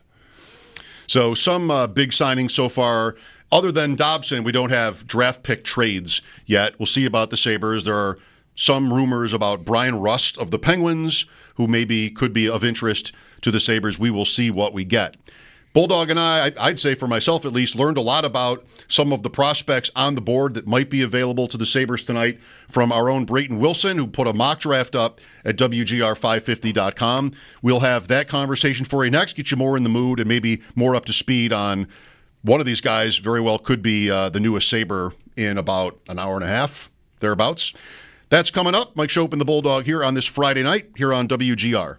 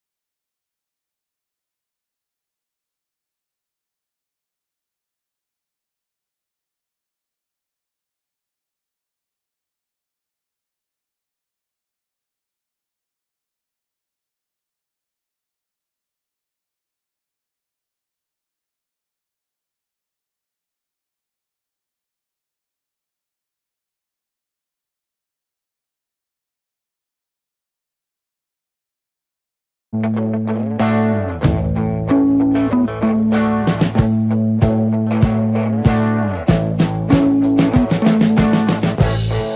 been living in sin so long, all the feels are gone. Fella stopped me on the street last night, said everything's alright. Roller coaster, make it through the day upright. It seems your meal ticket is gone, but life goes on. I could never imagine something better. Yeah, right. Now you're cooking on high heat in the middle of the street. Roller coaster, take me to a better time. Let's go. All sing your high line with the roller coaster of life. Yeah. It's time to all choose your timeline on the roller coaster of life.